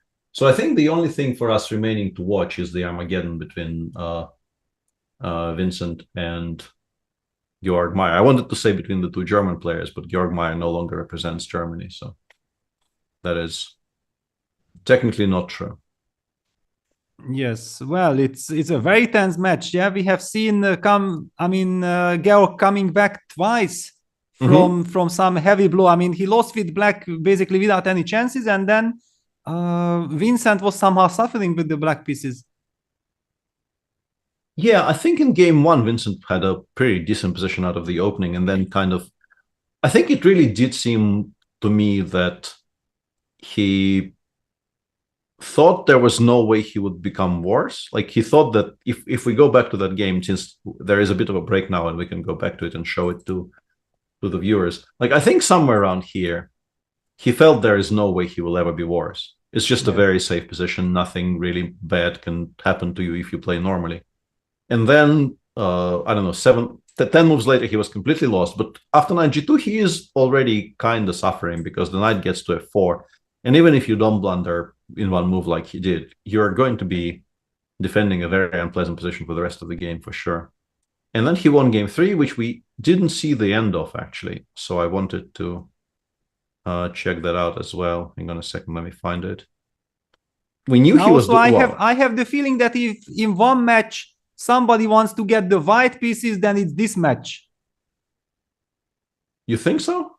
I think so. I mean, yeah, and Vincent won. So Vincent White versus 11:59. Yeah, they were not bidding too much. Yeah, it's actually kind of interesting to me because you would know better than me on this topic, but my impression of Georg, and maybe that's against me because I don't actually have a white repertoire. Like I'm for the many years now, I feel like I'm completely empty with white. I never have anything. But in my experience of playing against Georg, he has a very, very reliable and a very solid repertoire with black. So I would think that he's just completely fine playing with draws. But judging by their bets, they don't actually like this idea of playing with black at all, because the bets were Vincent bet 1345, which is really like no bet at all. And Georg bet 1159, which is also a very, very high bet by my understanding. And that bet won. So Vincent will have the white pieces and Georg will have 12 minutes basically against 15.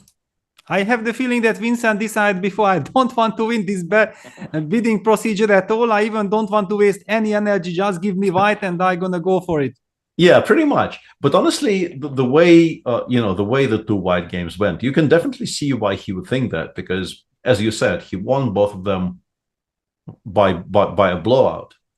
And this is the second one. He played c5 here. I've been trying to figure out why we cannot just take. But I guess there is something wrong about this position. I guess something wins here. Bishop a5. Yeah, bishop a5, rook b7, bishop d8. D8, yeah. Yeah, it's very cute. So he went c5. Georg played knight h7. These bishops were traded. The pawn was won back. And now we have a position where equal material, but unfortunately for black, the pieces just don't really come out. And it doesn't feel like it's immediately completely lost, but Georg did lose it very, very swiftly. I think maybe he thought he is forcing f4 or something. And when they got here, he realized this just immediately loses to bishop c3. So he went queen a2, and then he went rook g8, and he basically got mated. Yeah. This will start in 5 minutes. We were told by Satiris. That's already probably 3 minutes now. So very, very soon, the final game of the round will begin. And in terms of the pairings for tomorrow, just to reiterate, and or at least I don't know, Peter is entirely blameless in this, I think. I apologize about the somewhat hectic nature of today's show. The pairings for tomorrow, we assume Noribek Kavzatorov versus Arjun Erigaisi. Sounds fantastic. Denis Lazovic playing against the winner of this Armageddon. MVL playing against Prague, and Kramnik playing against Grigory Parin. And hang on, we also will have the losers bracket. Yeah, and also the losers bracket, but I'm not going to. Actually, it's not that difficult yet, I assume. So we get UNE playing against Chigayev, Letwan Min playing against Dreyev, Dubov playing against the loser of this Armageddon, and Sadvani playing against Giri tomorrow. And the losers bracket obviously gets trickier. Yeah, look at this. You are losing a match and you are on the losers bracket and you play Anish Giri, for example. Yeah, it's just an incredible tournament. Yeah, the fields are quite insane, honestly. And this is Division 2. Once again, just to reiterate, there is also a Division 1 happening somewhere, which is legitimately stronger than this. Yes. So I think we have action. Yeah, I think we probably have liftoff. Yeah, and finally Georg goes for a kind of a classical opening, which is something I think he should have been doing from the beginning. Just playing an IMSO. Why not? Yeah, playing a classical Nimzo. Yeah. And the thing that you are kind of you always end up saying those words, even though it feels like it's maybe not entirely relevant. But in an isolani structure, you want this knight on f3. You pretty much always want this knight on f3 to control the e5 square, to give you options to play on the king's side. So this is not an initially promising position, I think, for Vincent. I think it's very playable for black, right? Yeah, well, it's kind of a modern line. However, I think that knight e4 is not the move. I think knight e4 is not the move, but it's like a must-win situation. So yeah, Vincent wants to keep the tension. He wants to go for some attack, but I mean, this will help black, yeah, because black wants to get this h6, knight c7, b6, bishop b7 setup, and then he will be super exactly happy. like you want those moves that Peter is pointing out, like this will get things very much under control. And I think exactly as you mentioned, the problem is you might have to play something like this, right? And play for like a small push, maybe not exactly these moves, but like play some quiet move here, I don't know, rook e1, h3, something, and then eventually maybe trade on d5, try to trade this bishop for this bishop, and not allow for this bishop to be traded for this bishop, and play for some very, very small but very stable advantage. But you're not going to be doing that in a must-win game. Yes. Which is why he went knight c4. Yeah, knight c7, of course. Yeah, but usually I think that white was supposed to play rook e1. Yeah, it's kind of the waiting move probably instead of knight e4. Seems like a logical little waiting move, much more logical than my stupid h3 suggestion. And just exactly ask black a question. What do? Do you want to play knight c7? Maybe we play bishop c2 queen d3 somewhere. Exactly. I don't know. Maybe bishop g5 becomes a move.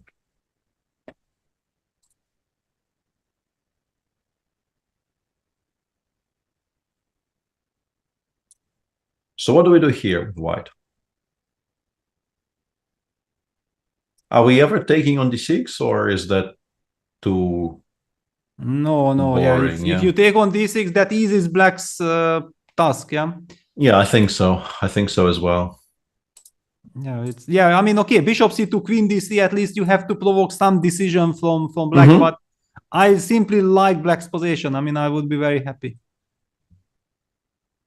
Yeah, this looks okay, like a... queen. I mean, okay, at least queen d3, you have to ask some. Does black go rook e8, knight g6, and then try to get this knight to f8, or how he wants to deal with this h7 pawn? Knight f5. Knight goes to f5, and okay, queen d3. Let's go queen d3. Is g4 already a threat, or it's not, right? Because I control f6 with them. Like, my question was, does this work? And it doesn't, because this is not mate. This is not because this is just in time to control h7. So we have the option of not reacting to queen d3 yet. Yeah, on the other hand, in a rapid game, just the threat is it by itself very unpleasant. Yeah, you don't feel very confident. But he does go bishop b7. He figured out he still has a move here to wait until he has to commit to something. And I guess, like both g6 and b6, bishop b7 are on the menu here, just to limit the potential damage along this diagonal. And then the bishop on c8, of course, has to be developed somewhere. I think this is a typical position that when you think about Georg Mayer 10 years ago, 15 years ago, you know that this is Georg Mayer's chess. Yeah, very solid, just as you mentioned, yeah. And this d6, b6, what he has done in the previous games, that was just completely uncharacteristic for him. He's not solid. Yeah, Vincent will find it very difficult to generate here counterplay to this balance, Georg.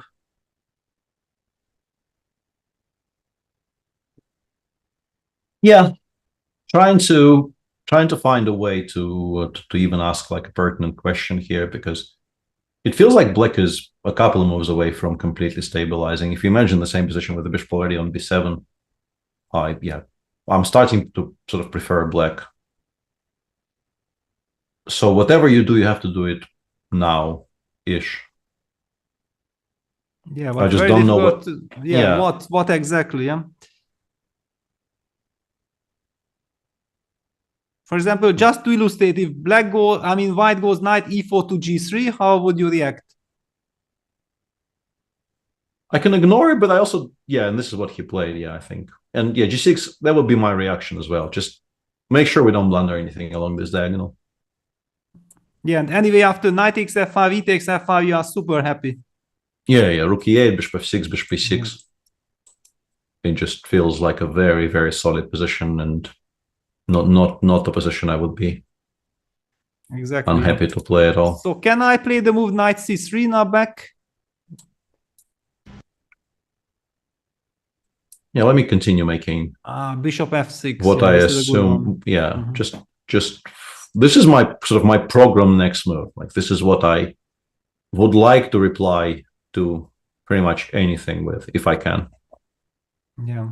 No, this is now very good for black, because if I could take on f5, take on d5, and be able to kick the queen away with bishop b3, it would be playable, but the d4 pawn is hanging. Yeah, it's falling. Yeah, if you could force me to go back and then maybe play even this, honestly, like even positions like this are not that bad for black. You have to, like, if you want to imagine some kind of a best case scenario, it would be black, I don't know, passing for 2 moves here, and then we get bishop f4 in. We're still not much better, but maybe we have something. But obviously black will never give us this amount of free time. Yes. All of this on the board. And now if knight c3, we will even play bishop b6 first, I think, maybe, to take with the bishop. Yeah, no, I mean, although now of course the situation heavily backfired for Vincent, having chosen white.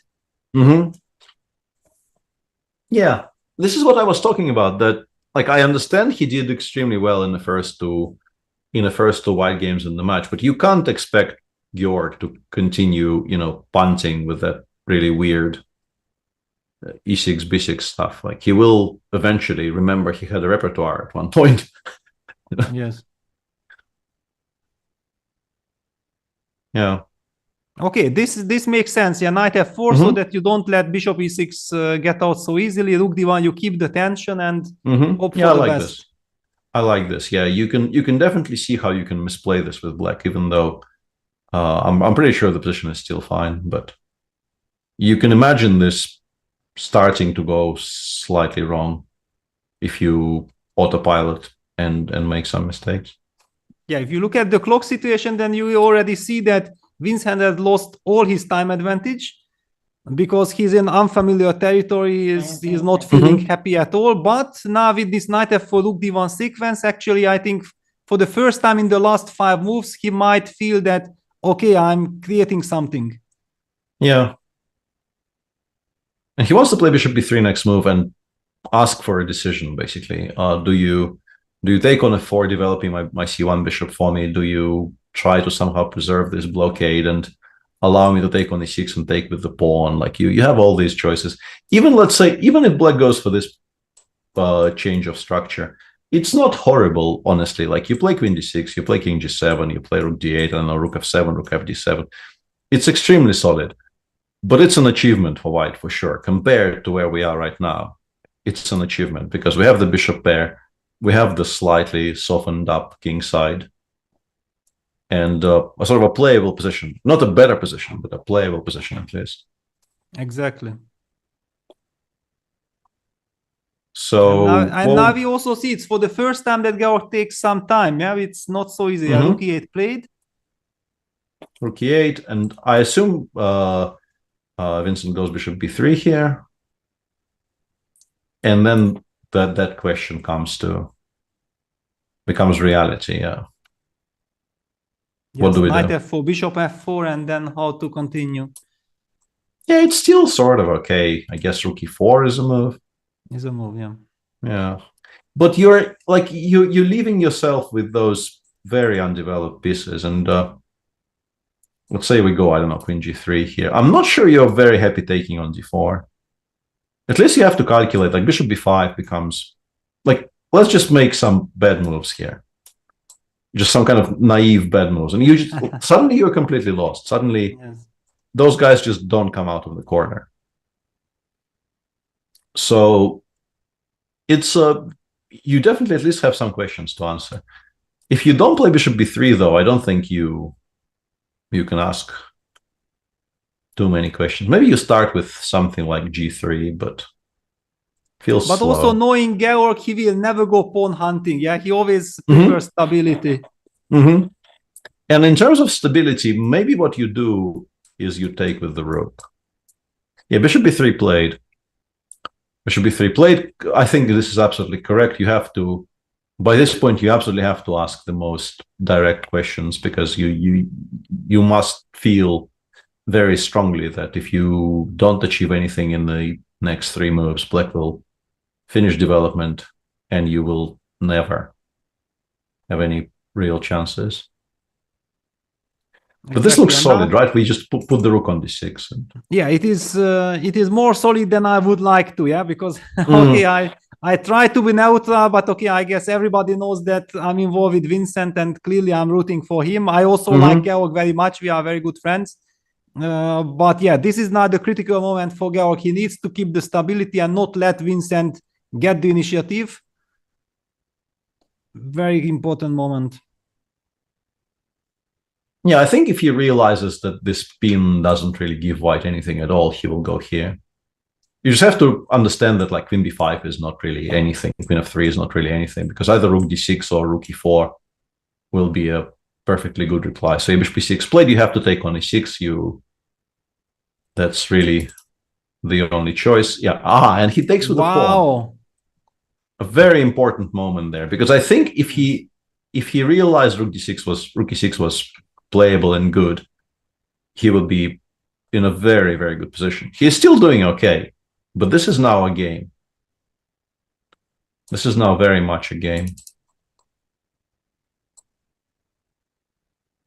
Of course, the big question is that, is it now, for example, very crucial what white plays, yeah, that the next couple of moves, or just by any routine moves we can keep the position alive? Yeah, that's a big question.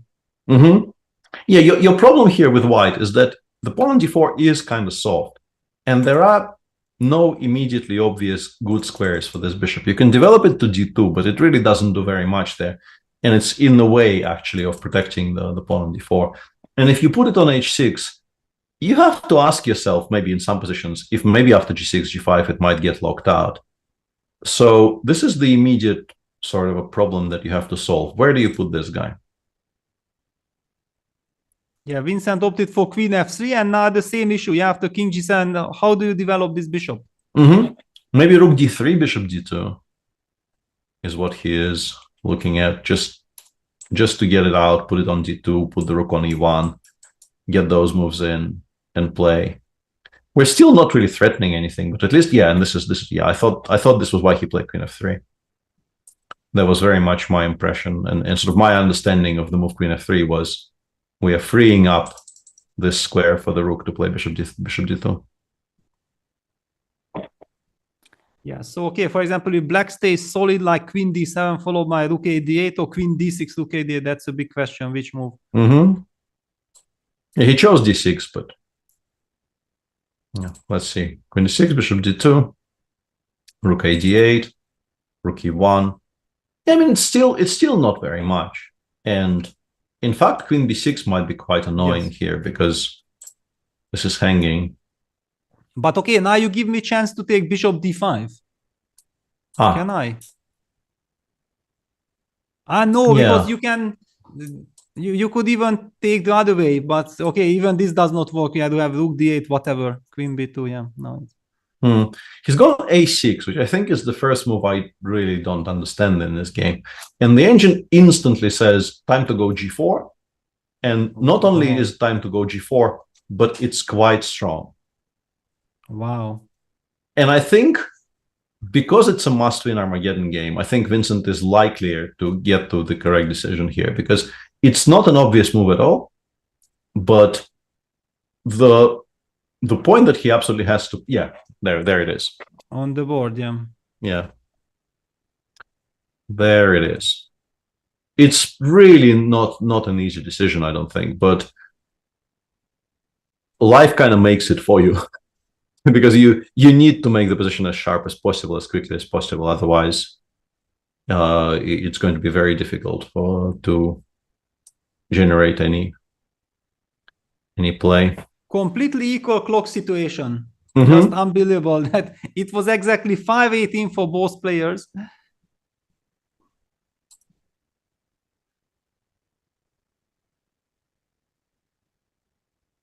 Yeah, this is now a tricky situation for Georg, because even maybe g5 is annoying, but also just very simply, if black does nothing, I think gf5, and queen h5, rook g3, rook h3, those types of threats feel very, very scary, even if the engine disagrees and says this is not really all that bad. I think subjectively, this looks very worrying. I think the big problem now for Georg is that this g4 came as a total shock. Yeah, he just thought that he's super solid, no problems. I will just play all the routine moves and nothing can happen to me. And it's a game changer, yeah, this g4. Mm-hmm. Yeah. It's still not really, the position has not suddenly become entirely unbalanced, but it changes a great deal. King h8 chosen, and the engine just likes the idea of gaining space on the king side and going like g5, h4, h5. It likes it much more than the idea of opening the g file. And I think with the king on h8, you can sort of understand that, because if you open the g file here, arguably you're sort of opening it for black, not for yourself. So I think it's possible to figure out why that's not the best. Yeah, and the idea behind this g5, bishop g7, h4, h5 is that it's long terms. Even this rook takes e6 ideas might be hanging in the air against the king on g8. Yeah, exactly. But he's gone gf, king h1. I think it's understandable. I think it's difficult to criticize because the long-term pluses of doing this, yes, you understand them, but you also you lock everything down. And you once again make it into a kind of a long positional game, whereas what he's doing in the game is very concrete. Queen c6 is an annoying move to face, because it kind of hints, maybe knight e7 is not a threat yet, but it hints at some trades. It provokes rook c1, but then the rook leaves the pressure from the e6 pawn. I guess you now swing it over to the g file, but then rook g8 and the trades become real. I mean, rook c5 looks to be the logical follow-up, but it does not really lead anywhere, right? No, bishop c4 played. Bishop c4, queen d7, yeah, nobody's interested in the b2 pawn. I'm not sure why, but yeah, Georg very resolutely ignoring those types of little traps.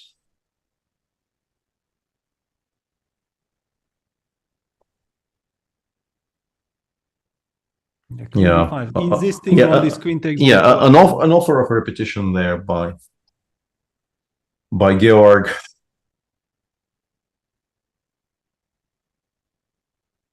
Yeah, bishop c4, queen d7. We've been there once before, so you no longer can play.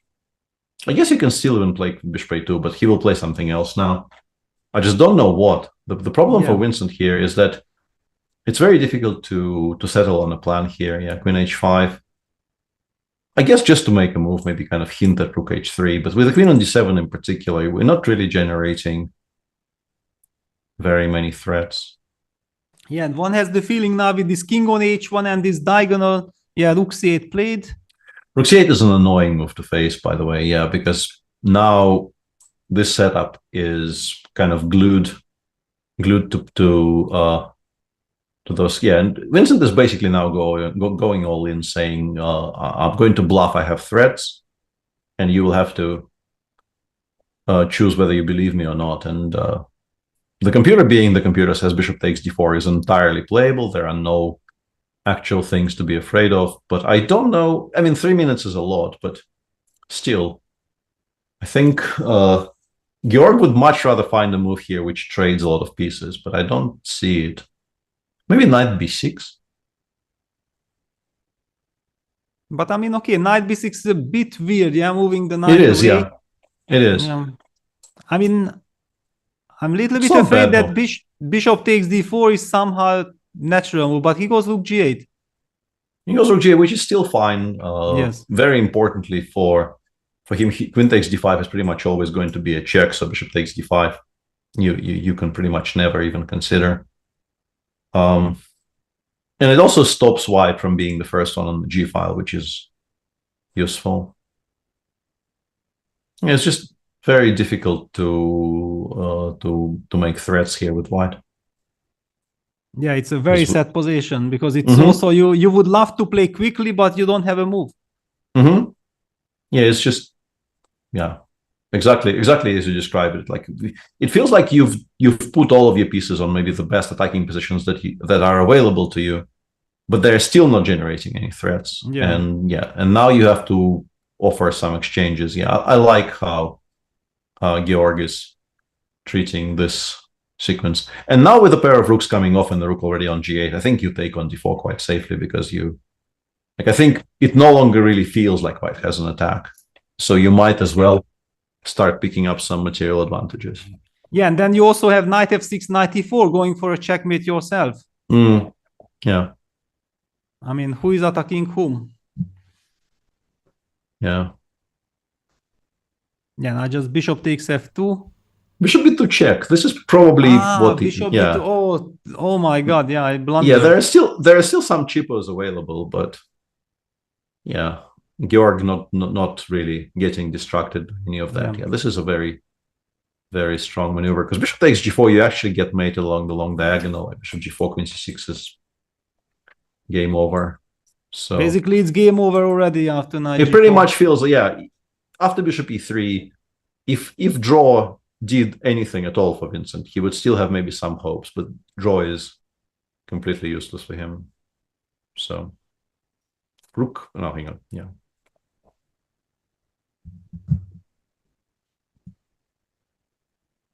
Yeah, and you have to wonder why Georg chose to play a normal game only now. Like the first two black games, they feel even kind of sillier now when we've watched him in this game play the kind of a classical opening and the kind of a classical approach that I've always felt suits him the best, and it's working perfectly. And you have to ask yourself, why were you doing what you were doing earlier?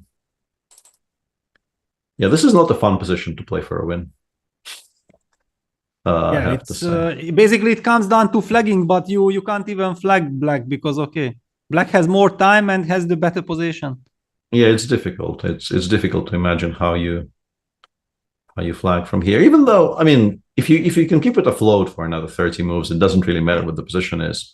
You just continue making moves and wow, checkmating one. Oh my god. Oh my god, this is unbelievable. Georg will not be very happy about that. No, this is crazy. Yeah, that's unfortunate. Oh my god, I mean, okay, this is just when we said that it's impossible even to flank, then checkmating one.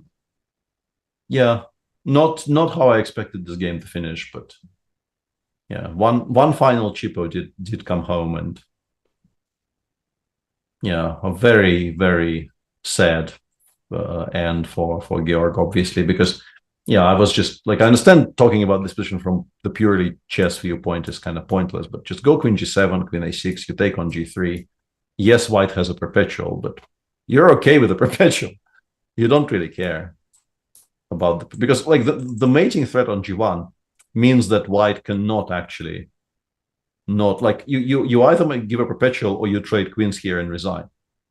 So yeah, One move away from... tragic end for Georg. I mean, he played an incredible match. I mean, coming back twice against Vincent. Yes, one could argue that Vincent in the fourth game had this rook end game, which he should have held easily, but then blundered this f6 rook g7 sequence and went on to lose. And that was unfortunate, but how this match ended 9 down, this is tragic, of course. Yeah, this is going to sting, and yeah, not much to say here. This particular game, I think Georg played very, very well. He did what was exactly demanded of him. He played a solid opening. He played a very nice, controlled game, solved all of his problems, and yeah, just sort of, I think one final sane decision was required here, and the game pretty much ends. But instead, he played e4 here, allowing Queen of 8 mate. Yeah, I mean, basically the problem for him was that he knew that e5, e4 wins the game under any other circumstances. Yes, yeah, that's the desired move. I also have to honestly confess that in the last minute of the broadcast, while we were discussing this game, I was already thinking how I will talk to Vincent after he has lost this game. You know, what kind of suggestions I can make, and all of a sudden everything is changed. Yeah. I wouldn't have been my guess, because he had, I think, 1:05 or something, and Queen h6 sort of, it's not a hidden threat here. Nothing in the previous game would suggest that he is going to miss a threat like this. But yeah, things happen. Things happen. It's no other way to describe it. A very tragic finish to a very, very well fought match by Georg, who won on demand twice to force this Armageddon. But that does conclude... I have to mention one thing, you know, about these things, that I know how it works.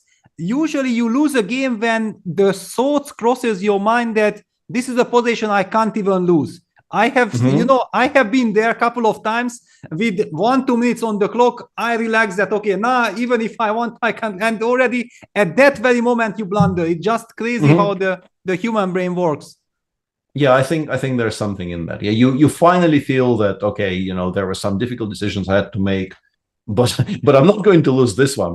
This one, am I? You know, you feel that now it's plain sailing, and something in your brain switches off, and sometimes it will result in these types of things. Not every time, but sometimes. And that's the end of day one. With Vincent going through in the winner's bracket, he's going to play, we believe, the other winner of an Armageddon today, Denis Lazovic, who beat Daniel Dubov in an Armageddon game. Not also with the black pieces. This one wasn't actually won by the player playing the black pieces. We will have more of Division 2 tomorrow. Tomorrow the losers bracket also begins, and we will have the winners round of, the quarterfinals in the winners bracket. So do tune in. We can promise you the same type of disordered jumping, very kind of disorganized, apart from the perfect editing and scene changing and everything that Satiris does. That is always perfect. But what we do is, or what I do at least, I don't want to rope you in here, but well, more of the same I tomorrow would is like what I'm to trying add to that say. basically we are doing the broadcast like the players have. Lot of adventures, lot of brilliant ideas, also mistakes. That's life. We enjoy it. We have seen some tremendous action. That's why we love to comment also on the Division 2, because otherwise it would be just so pity to miss all the action that we have witnessed today. And I think that's how it will continue. Absolutely. So we hope you return tomorrow for the quarterfinals of the winners bracket and the beginning of the losers bracket, which will become quite tricky as the event progresses, because more and more people will drop down. But we'll try to keep abreast of all of that. But for today, thanks very much for watching, and see you all tomorrow. Yeah, thank you. Bye-bye. It doesn't look like much, but neither would a Sicilian defense to the untrained eye. This is a performance enhancer. You don't see it. How about now? Manage your air quality, sharpen your performance, change the game with AirThings. Time to take control of your journey towards chess mastery. Magnus Carlsen introduces Chessable, the definitive solution for studying chess. Move Trainer uses the science of spaced repetition to identify your strengths and eliminate your weaknesses. There's no need to set up a board, remember which page you're on, or keep track of all the moves you miss. Move Trainer empowers you to go from the opening to the end game with confidence. It's a seamless, effective, and fun way to study chess. Choose from one of the largest online chess libraries in the world, with hundreds of titles ranging from classic books through to our exclusive Chessable courses, including over 100 free courses. Get expert insights from International Master John Bartholomew, Grandmaster Sam Shankland, International Master Christoph Sielecki, Grandmaster Simon Williams, World Champion Magnus Carlsen, and hundreds of other instructors. Get started now and join our growing community of over 100,000 chess enthusiasts at chessable.com. Chessable, take control of your journey towards chess mastery. Another day, another way for me to open up to you. Yeah, yeah. Another day, another way for me to open up to you. I used to worry I would wake up one day only to find with nothing more to say. Now I'm dead inside.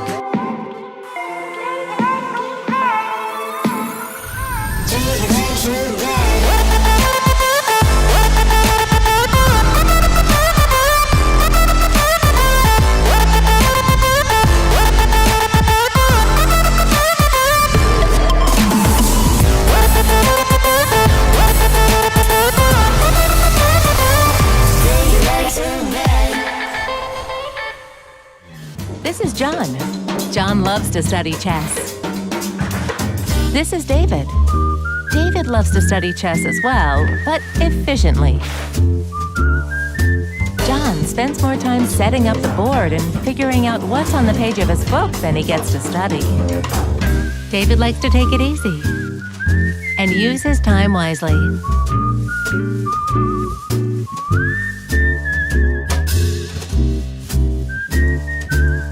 David has finished his exercise for today. John should try the same.